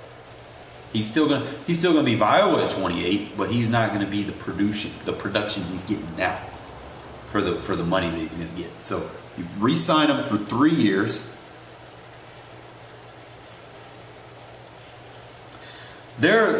If you watch the NFL enough, bro, 1 second, I'm about to explain some shit to you. Let me get something ready though.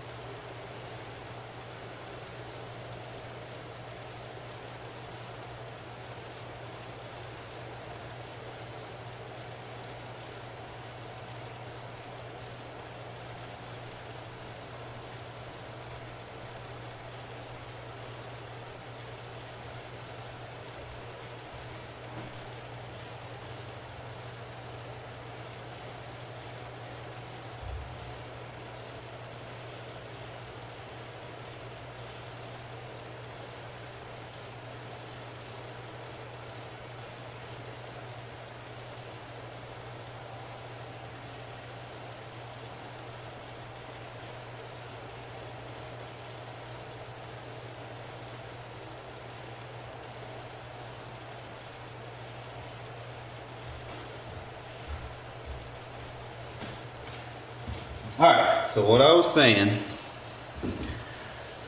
is running backs have a shelf life. They get a lot of touches in larger bulk, and they get more contact than other positions, outside of offensive linemen. But offensive linemen ain't got to run up and down the field for much. So what you think about is the shelf life first and foremost. Like running backs after the age of 28, unless they're like a receiving back or something like that, you're not going to keep them after 28. Like the exceptions are receiving backs, like your Darren Sproles and that can get out in space and not take all those physical contacts. Now your power running backs, they don't have a very, very large shelf life. I mean, they're integral parts of offenses, but I mean, you're going to get about 5-6 years careers out of guys like that. Okay, because they're going to take injuries. Keep in mind, Jacobs has been injured these last 2-3 years. He's been getting banged up a little. He's been having hamstring issues. You've got to take that into account. But like I said, if you do sign him, I don't go more than 3 years. He'll be 28. Don't re-sign him after that. And what I was going to kind of get at is there's a formula for how you do with your running backs. It's not fair to the running backs, but it works. Okay. What we should have did was we should have picked up his 5th-year option. That would have been like $8 million. That would have saved us $4 million from. Now he didn't get it picked up. He's gonna get paid more than that because he was a first-round pick, and then he's probably gonna go to the Pro Bowl because I don't think we're going to the Super Bowl this year, regardless how we play, But he's gonna have that Pro Bowl incentive on him. He's going to have the running back. Possibly he can have the running back rushing yard champion for this year. He's going to have that going into contract negotiations.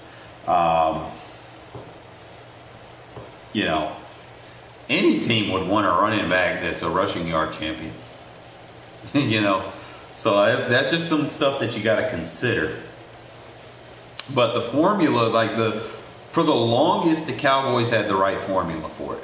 You would draft a rookie running back, you'd have a good offensive line, and you would let that guy, you would use him. You would pick up his 5th-year option, and after that, you let him go. You draft another one. Rinse, repeat.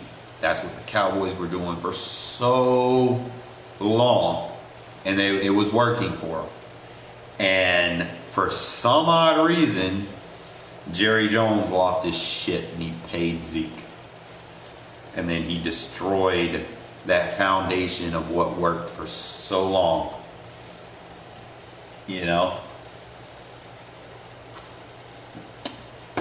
Running backs don't have a very high shelf life.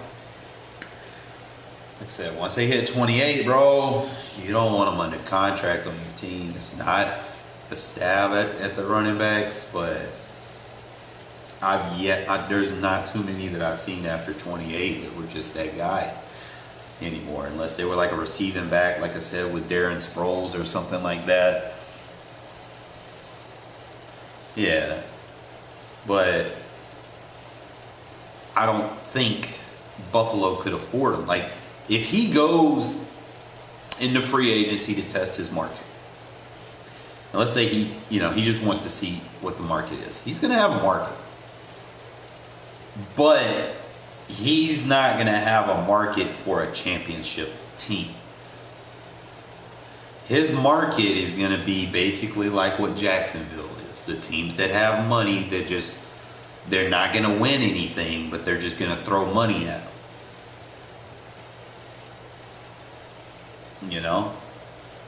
So that's just, until he was like 28 and they let him go. 28, 29, then I think he finished his career like with the Jets or something like that. Jets. Something like that. I mean, you get the best years out of a running back while they're in their rookie contract. That's it. You don't take advantage of any, like, same thing with a quarterback, bro. Unless you got Tom Brady that was willing to take less than what he should have been getting paid for all those years. You'll never see another quarterback in who knows how fucking long. You'll never see another NFL quarterback win as many rings as Tom Brady is.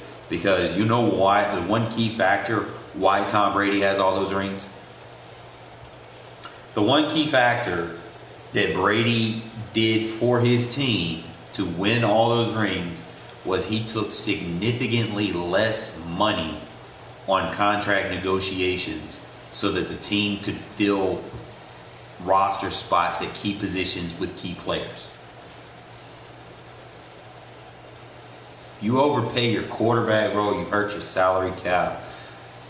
Even though the cap may be going up over years, you know, you're at that position where 10 mil is not a lot of money. You know, like, it might be a lot to me or you or something like that, but 10 mil is not a lot of money, bro. That's one player. You know, if you're looking for one guy that can change the face of the state of the franchise, you know, you feel like he's worth it, yeah, you know, cool. Or you can get like role players, you know, a couple of role players for 10 mil. You know, they'll make like 700,000. Probably never played a snap. Might be on practice squad. Yeah, you never know. But like I said, end of the day, you know, when it comes to Jacobs, bro, I think the Raiders kind of fucked that up. You know, you should have took his 5th-year option, and then after his 5th-year option, you would have franchise tagged him, and then that would have been it. That was the recipe we could have had. You take the 5th-year option year 1, see what the running back market is, you franchise tag, you pay that salary for 1 year, you know, and you would have been good. But that's it. But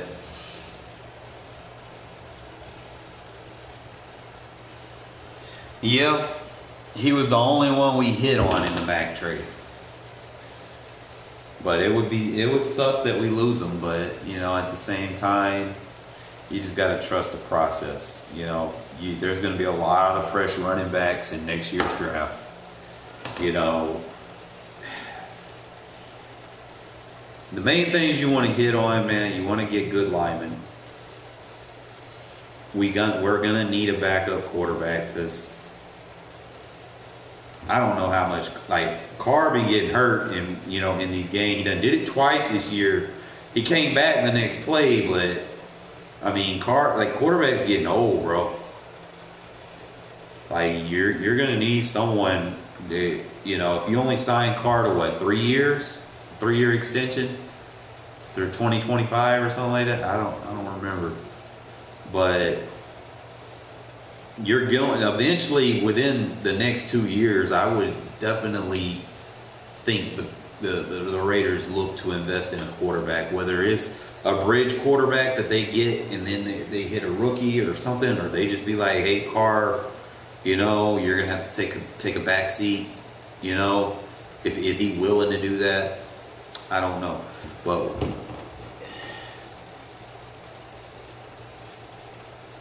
you know, and that's what it is at the end of the day.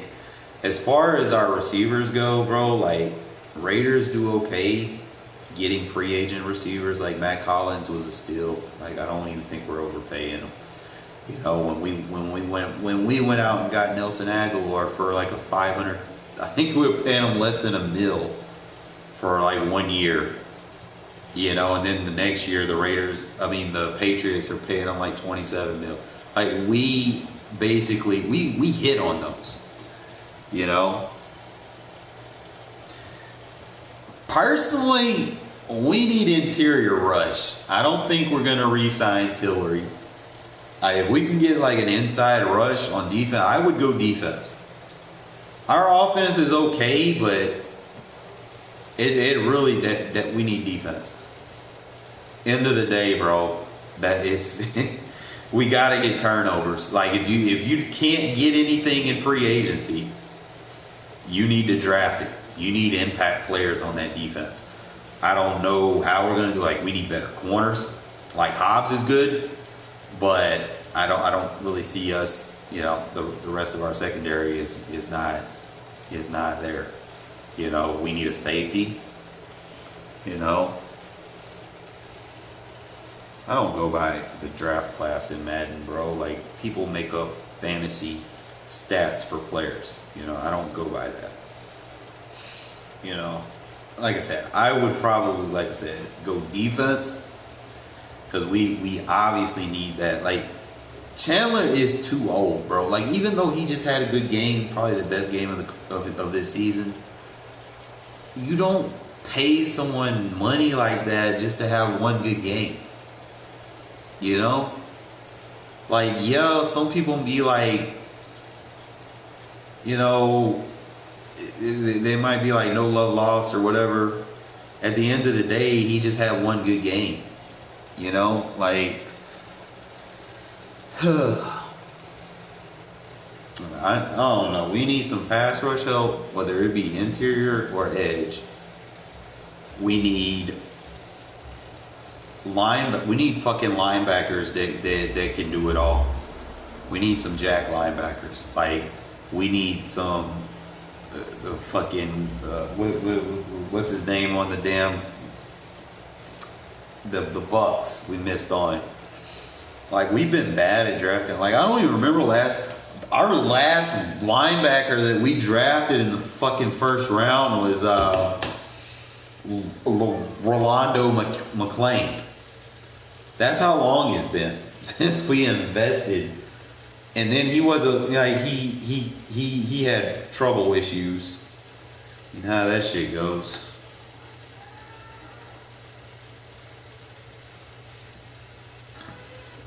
But it is what it is. I'll probably play one more. You know, nice little win streak with his offensive scheme.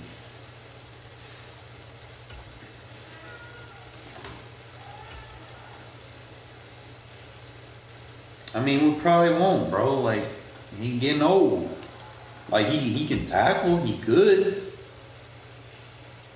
But same thing with the running backs, man.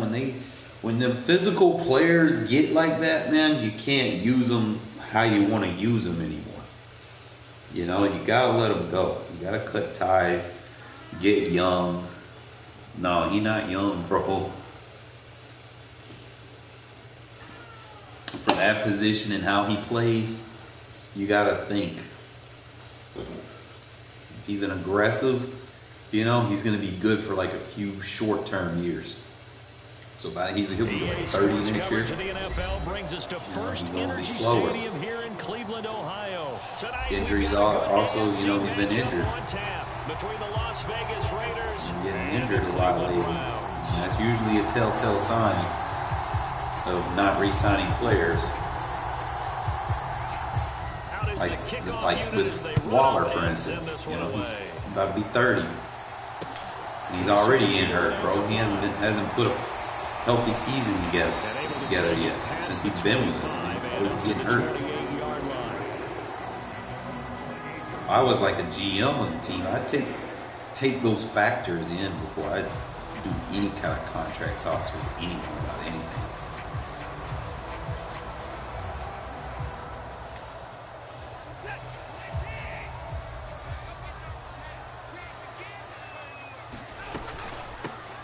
First carry now for Kareem Hunt. Found a little room there as he's up to about the 37. Just what you want on a first down run. Call it 8 yards. And it's 2nd and 2. A nice run here early on. It doesn't take a great play caller to realize you want to establish a guy of his caliber who runs like this early because they'll pay dividends as the game progresses. 8 yards the gain on that last run. Here's 2nd and a couple.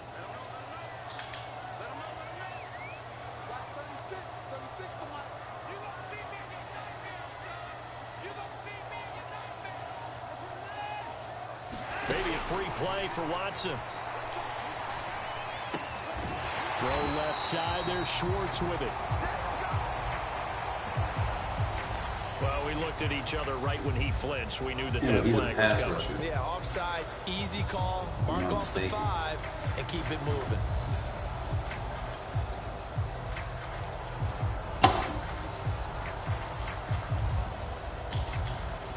So the yellow flag came out, and that leads to a new set of downs for this offense. 1st and 10. They go up the middle with Chubb, and he'll manage to pick up about 4. It's 2nd down.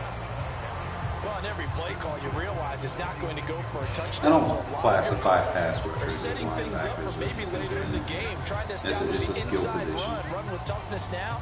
Hopefully get to the perimeter later, and let's face it, you could do worse than a 4-yard run on 1st down.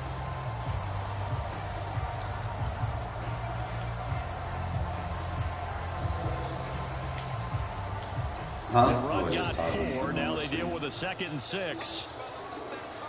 Huh? No, I got a fan on my PlayStation to keep it from overheating. And a gain of 4 gets him right to the midfield stripe. Back-to-back 4-yard runs. Now look, if they just do that all the way downfield, ball ends up in the end zone, but that's a little difficult to do. Yeah, I think now 3rd and 2, that defense ready to stiffen up and stop that run. A couple extra tight ends in the formation here as they line up 3rd and 2. Yep.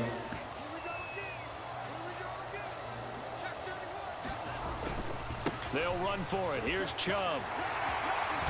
And some space here. And some solid footwork there as he'll take this down to about the... Oh no, Isaiah pull him out. 13 yards to pick up there. Good for a Cleveland first. So here's a 1st and 10 at the 38.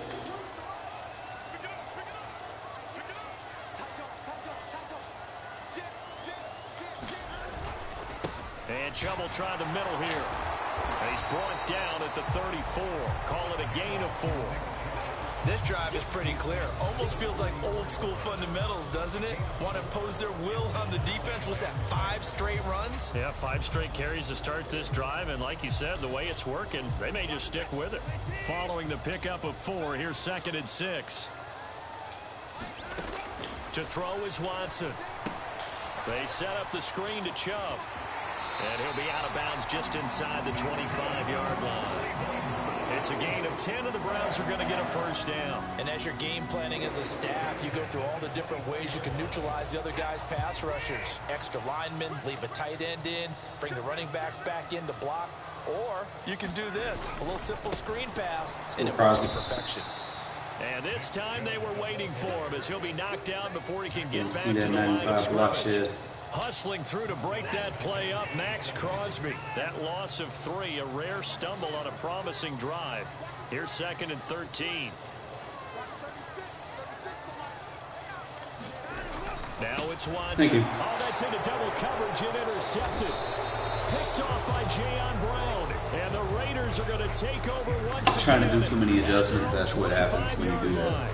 Offensively, a far from ideal start there with a pick on the opening drive. Yeah, not exactly what they were looking for. We know that. That's pretty obvious.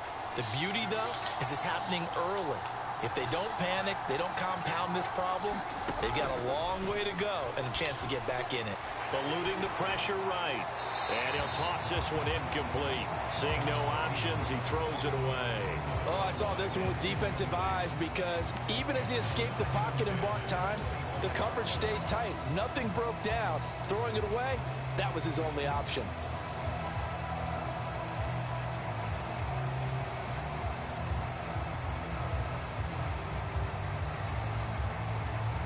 So following the incompletion, here's 2nd and 10 from the 25. They'll send a receiver here in motion right. First rep of the game for Josh Jacobs. He takes this for 3 to the 29. So 7 yards from the 1st down here as they come up to the line of scrimmage. On 3rd down, here comes Jacobs. And they're going to get him down well short of the 1st as he can only get this to the 30.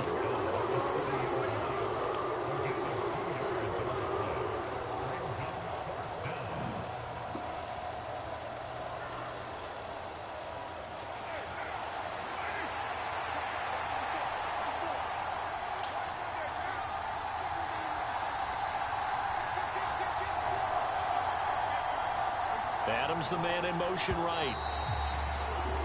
No score after one on EA Sports.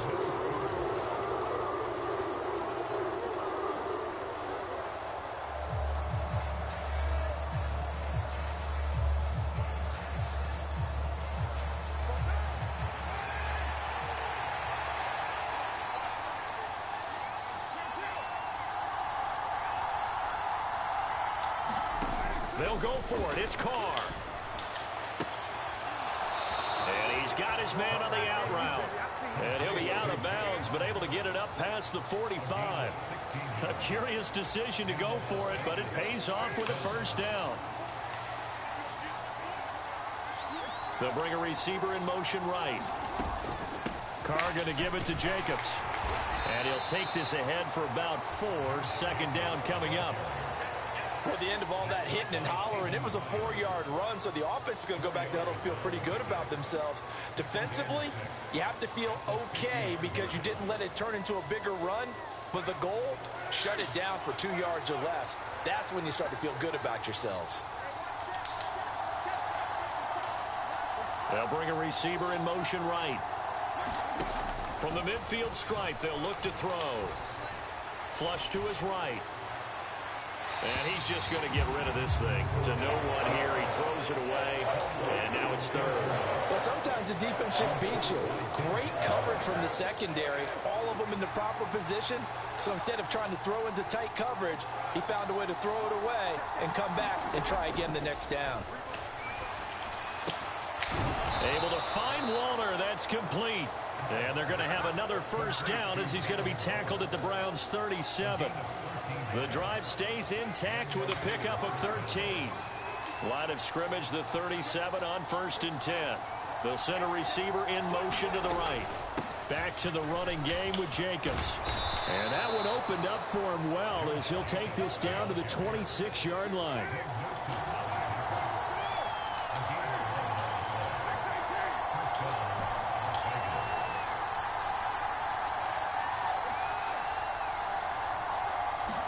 Carr now on first down.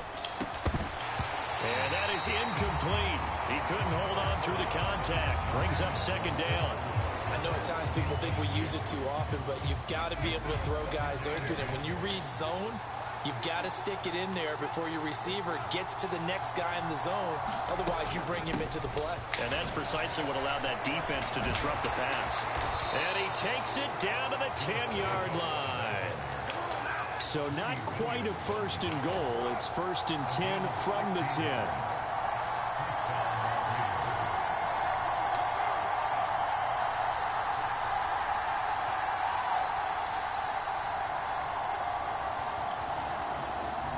They'll send a receiver here in motion right. On 1st and 10, here's Carr.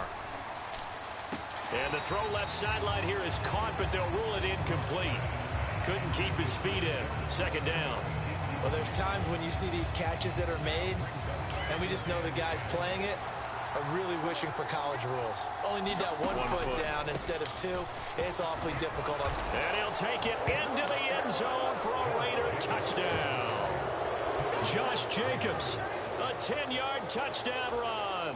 And the Raiders post the first points of the ballgame as they take the lead here in this second quarter. Now they send a man in motion right. They'll try to run it with Jacobs. And he will get in to make it 8-0. And they're able to ground it in there on the 2-point try. And you and I were talking before the game. The 2-point conversions from the 15-16 season, what has changed, what hasn't changed, partner? Yeah, I'll tell you what's changed is just your normal strategy, because now you're either kicking the football with the ball on the 15-yard line, or if you decide to go for 2, they put it on the 2-yard line. So what are you thinking as a coach? Do I risk it? Do I go for it here? Do I try and gain a strategic advantage and maybe go for 2 early? That's what people are wondering about. The Browns drive about to get started. Now remember, the last time out, they threw the interception. That led to the touchdown, so now time to regroup. It certainly is, and their goal right now as they go back out on the field, a calming drive, something that takes the ball, keeps it for a while, lets the defense relax a little bit, lets the offense regain confidence in their game plan. So now 2nd and 10 after the incompletion on first down. Out of the gun, Watson. That's to the right side and complete to Njoku.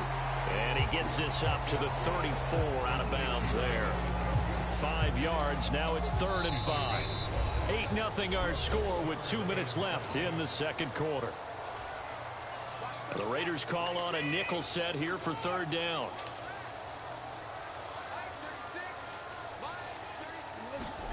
Here's Watson. Flushed out right. On the run, he'll let this go deep right side. And the defense loses him. It's complete. And all the way in. Touchdown, Cleveland. Amari Cooper, 66 yards. And the Browns have come back to make it a 2-point game. Now Cade York for the extra point. And oh, it's blocked. Now it's scooped up, and this is and nothing but green grass here, middle of the field. He's at the 40, the 20, 10, 5. And all the way into the end zone, and that's 2 points. Well, I think I need an oxygen mask after those last 2 plays, CD. The long touchdown followed by the even longer return on the block PAT. I wonder if after that long touchdown, if someone actually needed a play off and didn't take it, and maybe that was the breakdown in protection led to the block. And he's probably realizing he should have stayed in the end zone as he can only muster a return to the 14-yard line. The Raider offense set to get this drive started. With the football changing hands here, and as this offense takes the field, Charles, they'd be fine with more of the same on this upcoming drive. Last time out, they found the end zone for 6. And they're certainly hoping for more of the same, but the game plan, I doubt it'll just be a carbon copy of the last drive, because I think this offense is ready to break out some new wrinkles and try some new things that might be hidden in their playbook. They want to use that confidence to its advantage, while also keeping the defense from anticipating what's up next. Now Carr, after the incomplete pass, brings him up 2nd and 10.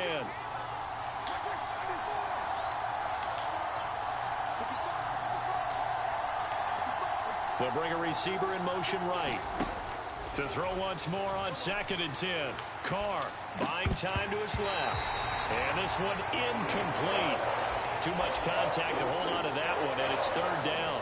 Well, you most certainly don't want to go 3 and out here and give the football right back, because your friend, Old Momentum, he's wondering if he should change sidelines about right now. And if you don't convert here, guess what? He's going to make the trek to the opposite side, and all of a sudden, you've got a battle on your hands.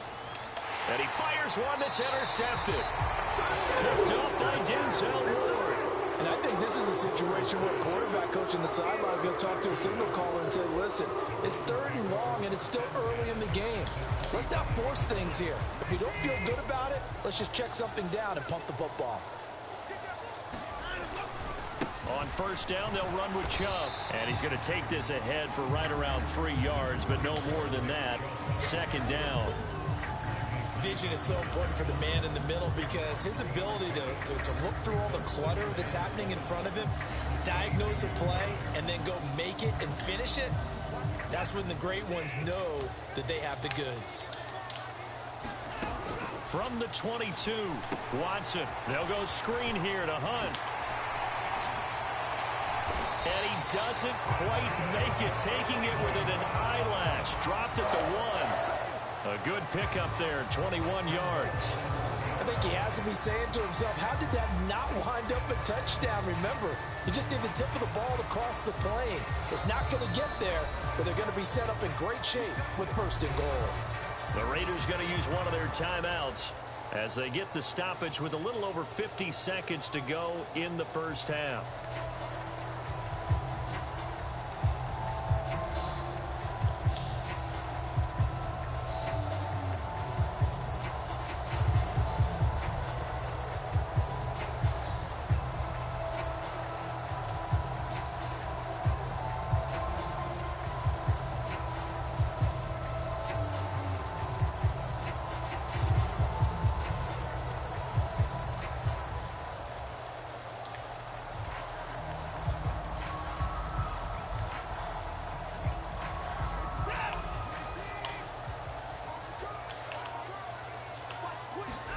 Off of play action, it's Watson. Escaping and he'll take it into the end zone for a Browns touchdown. Deshaun Watson punching it in from a yard away. And the Browns will take the lead here in the final minute of the first half. CD for them. This has just been an offensive explosion here in the second quarter. Yeah, held scoreless in the first quarter. Now they find the end zone again here in the second. Sometimes you just have to have some patience. A lot of people think it's always an adjustment. You have to change what you're doing. Sometimes you just have to do your game plan just a little bit better. And I think that's part of what we're seeing here.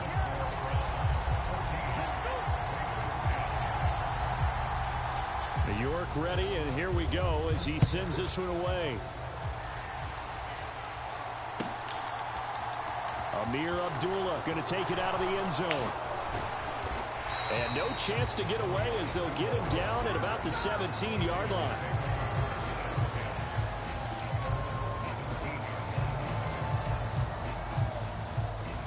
The Raider offense set to get this drive started. With this slim deficit closing in on the end of the first half, we'll see if they can move this at least into field goal range and try to get 3 out of this drive.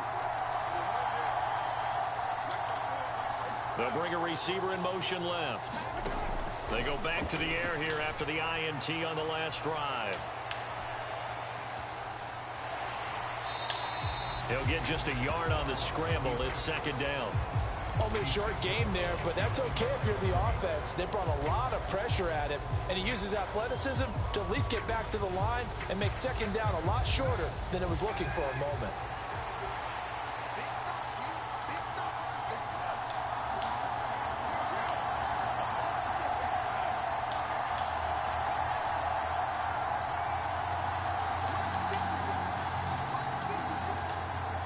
They'll bring a receiver in motion right.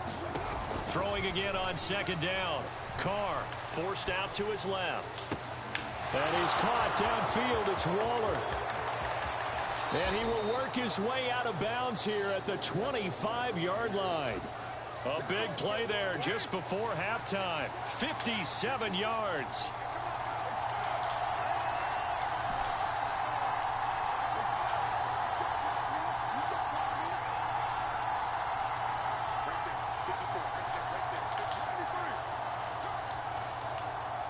They'll send a receiver in motion to the right. Carr now on first down. Got a man. It's Darren Waller. Now the Raiders going to go ahead and use the second of their timeouts as the clock will stop with 21 seconds to go here in the first half. So it's first and goal and a great opportunity to get that lead back before the break. Here's Jacobs from the gun. And he gets halfway there from the 4 to the 2 on a gain of 2. Now the offense will burn their third and final timeout. And with halftime on the horizon, they'll be out of timeouts from here forward. Now they bring a receiver in motion right. One more time with Jacobs. And he's over the line and in for a Raider touchdown. Josh Jacobs, as the first half is winding down. And the Raiders have taken the lead here in the final stages of this first half. They'll send a receiver here in motion right. They'll try to run it with Jacobs. And he will get into the end zone again. And he seems to have a nose for it as he gets both the touchdown and the two-point conversion. So not much time to speak of remaining in this first half as the kick's away. Taken in at the 3. And he'll be out of bounds across the 25.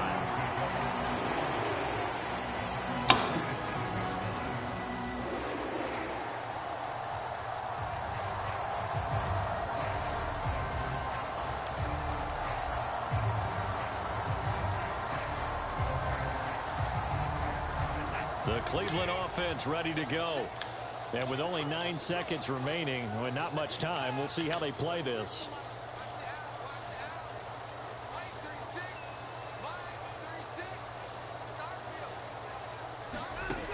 On first down, Watson.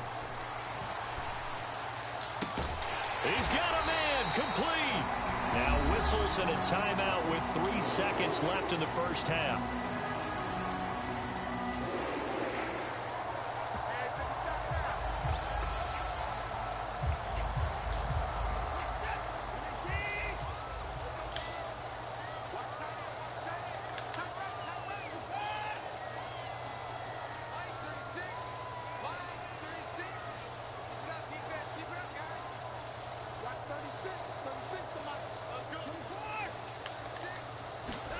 The final shot before the break, Watson. He's going to throw one up for the end zone. And incomplete on the deep ball. And that'll do it for the end of the second quarter. This is the NFL, and it's on EA Sports. Welcome back. Charles and I settled into the booth, ready for quarter number 3. York ready, and here we go as he sends this one away. Here's Abdullah from his end zone. And only able to get this to the 19, so probably should have opted for the touchback. The Raider offense set to get this drive started. We have seen a lot of points here in this quarter. For us up here in the booth, it's been fun to watch. The defensive coordinators probably scratching their heads. Yeah, they're going a little bit crazy right now. But let's face it, all of our friends who play fantasy, they're enjoying the heck out of this show because most of them are creating and getting a bunch of points. Yeah, points certainly not at a premium here. Carr now to throw. That's caught by Hollister. So the completion results there in 9 yards. And they'll have a 2nd and 1 forthcoming.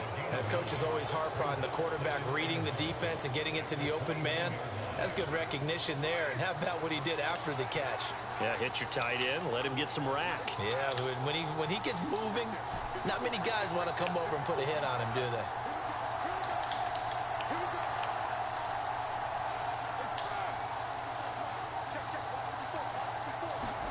From the 29, Carr. He finds his man complete. It's Jacobs. So back-to-back plays, each get nothing. And that will bring up 3rd and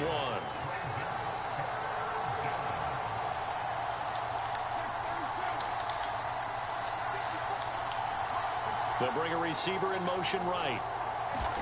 Carr to throw on 3rd and 1. Pitch and catch to Moreau, the tight end. And he is going to have the Raiders first down as they're able to get the 3rd down conversion. They got a completion there. That's clearly an example of one side happy, the other side not very happy. Defense, very, hey, take 1 or 2 yards. We're good with that. Offense, you got to expect to get more on a passing play.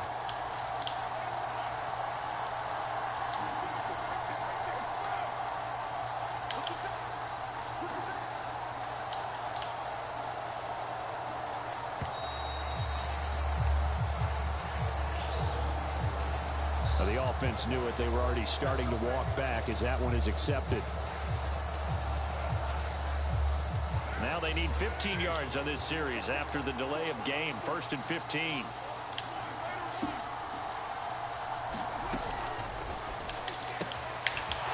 Carr, a quick throw. It's complete. And he'll be taken down, but not before they work it across midfield. That'll wind up a gain of 27 on the catch and run. But one of the ways the quarterbacks keep all the receivers alive in a play, never lock in on any one guy. Make sure you keep your eyes moving, scan the field. And here he finds the open guy for a nice pickup. Jacobs going to try the middle. And a 5-yard gain gets him to the 42. And that's exactly what you want on a first down run. Pick up 5 yards, bring up 2nd and 5.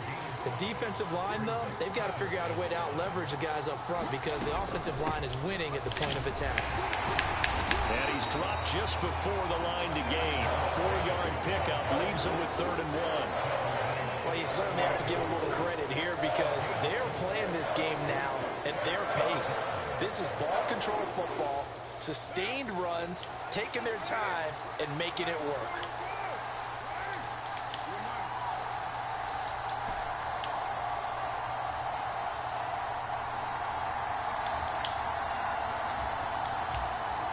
They'll bring a receiver in motion right. Carr going to try and throw on third down. He finds his man, complete. It's Jacobs. And he is going to have the Raiders first down. At least it would appear that way. He didn't get it by much, but yes, they do get the conversion on 3rd and 1. Under a minute to go in this third quarter as they come up 1st and 10. Running straight ahead is Jacobs. And he'll get it inside the 35. Give credit to the defense for stringing that play out, and they gave up no cutback angle. You know he was trying to dart through. No place for him to go. A nice job there, only giving up a 3-yard gain. They fake the handoff. Now Carr. He'll buy some time right. And he is out of bounds inside the 30. Carr can beat you in a lot of ways. The scramble there, a perfect example as he gets the first. Well, that's a nice job right there. He's looking downfield, but with no one open, he takes off and tries to run for it. He gets to the sidelines and gets out of bounds with a first down. We have played 3 quarters. This is the National Football League on EA Sports.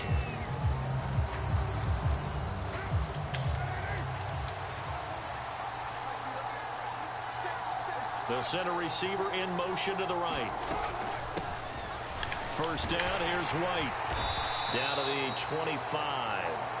Tackled by Jordan Elliott. Run blitz there defensively, something we might see more of here in the fourth quarter. I think we'll see a lot of it, and the difference between that and a pass blitz, you're just trying to get to the quarterback. You're trying to scheme someone open who will get to the QB and make sure he gets on the ground. In a run blitz, you're actually trying to cover up gaps, trying to cover up holes so they can't run the football. They'll look to make it 3 for 3 on third down conversions. They need a yard here. They'll send a receiver here in motion right. They'll try to pick this up on the ground with White. And he'll have the first down, getting this one to the 14-yard line. How about this offensive line? They're really starting to establish themselves, take over this game. And before the series began, I know exactly what was said in the defensive huddle. Guys, we got to get no less than a 3-and-out. Let's get off the field. Instead, they can't find any traction towards doing that. Right now, they're just getting muscled all over the field and getting pushed down it. And this will leave them a yard short. Nice pickup of 9 yards on first down. Able to stay in bounds, so the clock keeps rolling. And this defense right now backed up in the red zone. Another touchdown, it's over. They've got to stand tall quickly. Been in this spot before. Now there's a little bit of desperation creeping in. And all you're doing when you're talking to your defensive teammates is, first guy there, hold him up. Second, third guy in, rake at the football. Get it out. We've got to create a turnover because one more score, and this game's over. Now they'll send a tight end in motion left.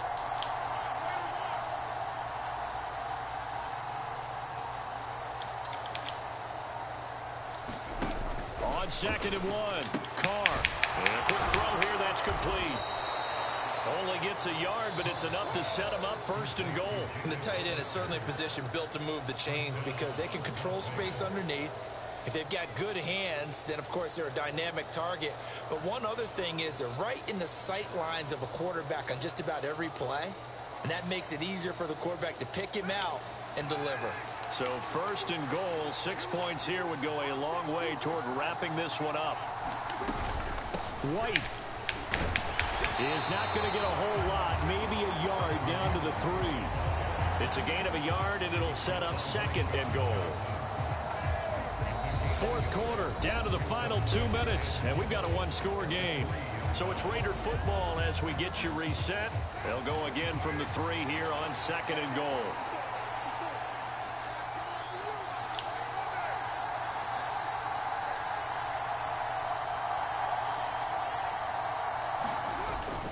Once again, it's White. Stops short, down at the 1. Had the broken tackle, but couldn't get it all the way home. Now the Browns will use the first of their 3 timeouts as they'll head to the sideline and talk over what to do next. A lot of tired bodies on that field, but this is a big play, 3rd and goal. Now they'll send a tight end in motion left.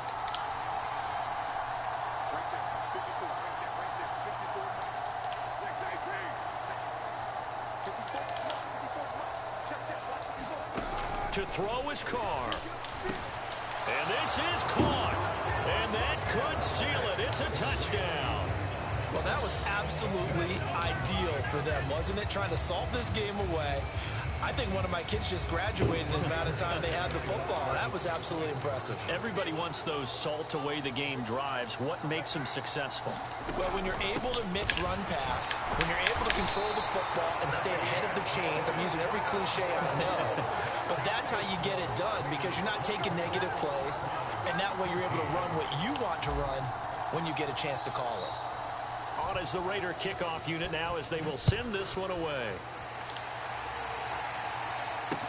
Taking it about the 1. And able to get this across the 20, but not much further as he's dropped at the 23-yard line.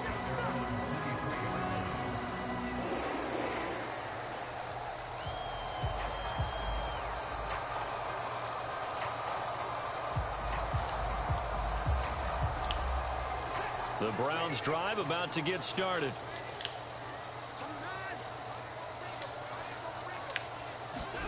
To throw, Watson. Eluding the pressure right. Into the hands of Cooper. And he takes this up to the 40-yard line before being corralled. So quickly all the way up at the 40-yard line. And the slot man goes in motion left. Now Watson. Flush to his right. Finding Hunt. And he'll be out of bounds just shy of the 40.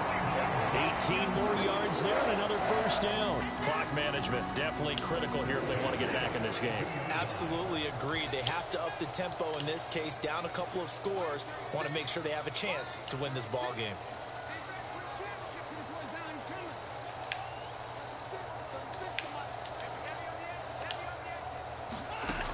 Watson. And nowhere to fit that football in. It's knocked away and incomplete. So many times we talk about coverage, we're just about a defender running with a receiver, but a big part of it is understanding where the football is, finding it. In this case, when it arrived, it wasn't a surprise, and he was able to bat it away. After the incomplete pass, here now is 2nd and 10. Watson to throw. And that is incomplete. Back-to-back incompletions, but we know this is definitely 4-down territory. Time not on their side. I don't think they want to try and get the first down in 2 installments. I think they got to go and get it right here, right now.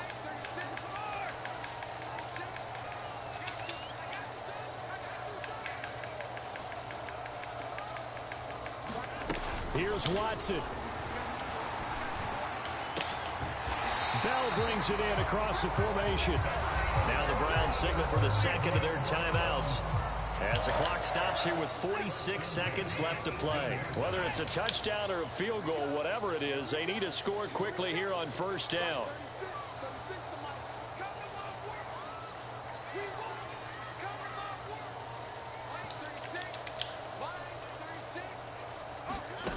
Watson.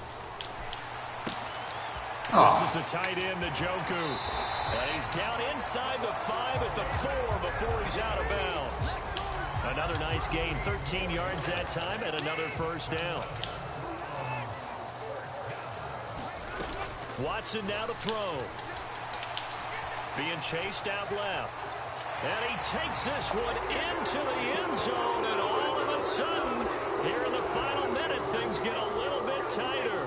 The York on now for the extra point. And this time he gets it to go as it is up and good.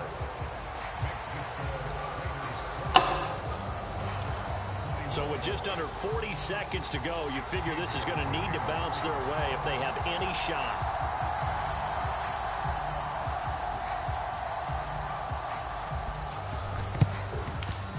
And it's the Raiders that'll come up with it. And that will put victory in sight for the silver and black. Well, fourth quarter, they felt like they needed the football back. Unfortunately, they couldn't get it. And I know we brought analytics into the game, and someone has said here that the data says that when a team's expecting an onside kick, 80% of the time, the team expecting it, they do actually recover the ball, which is what we saw here. I just wonder if that number is much more of a anecdotal type of a number, kind of like when the coaches tell us, well, when you score on special teams, 93% of the time you win the game.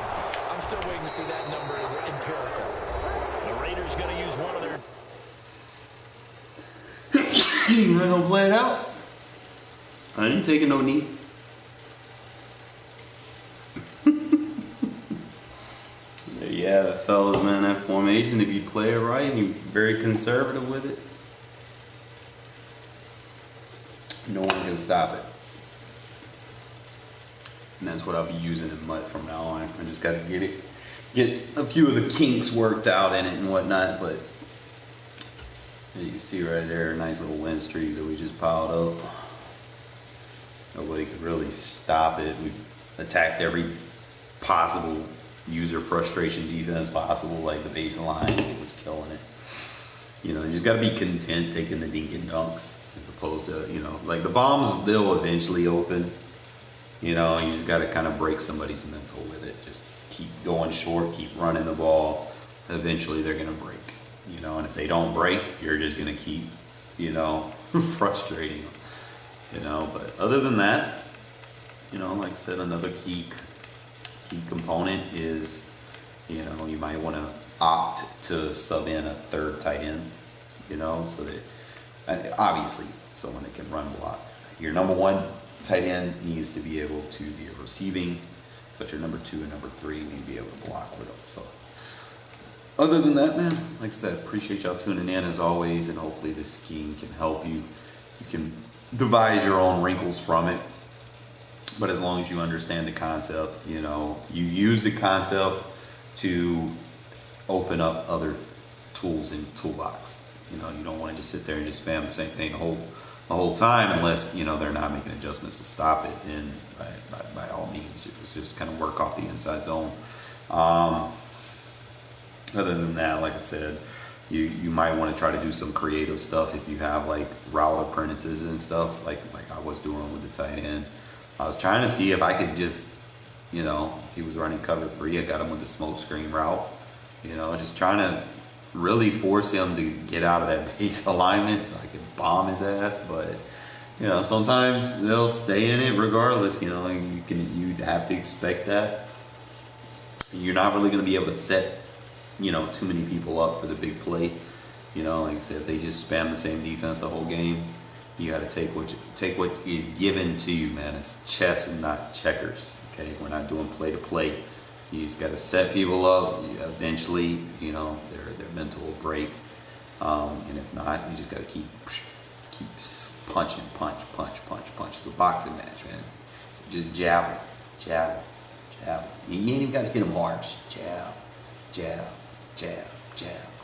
Those jabs are gonna end up becoming, you know, bigger gains as the game keeps going. So as you can see, you know, I'm basically getting like 16 to 20 totes with my running back, and you know, and it works. So I might, like I said, start doing that more in MUT, and hopefully it'll work and give you guys more results. All right, appreciate y'all tuning in.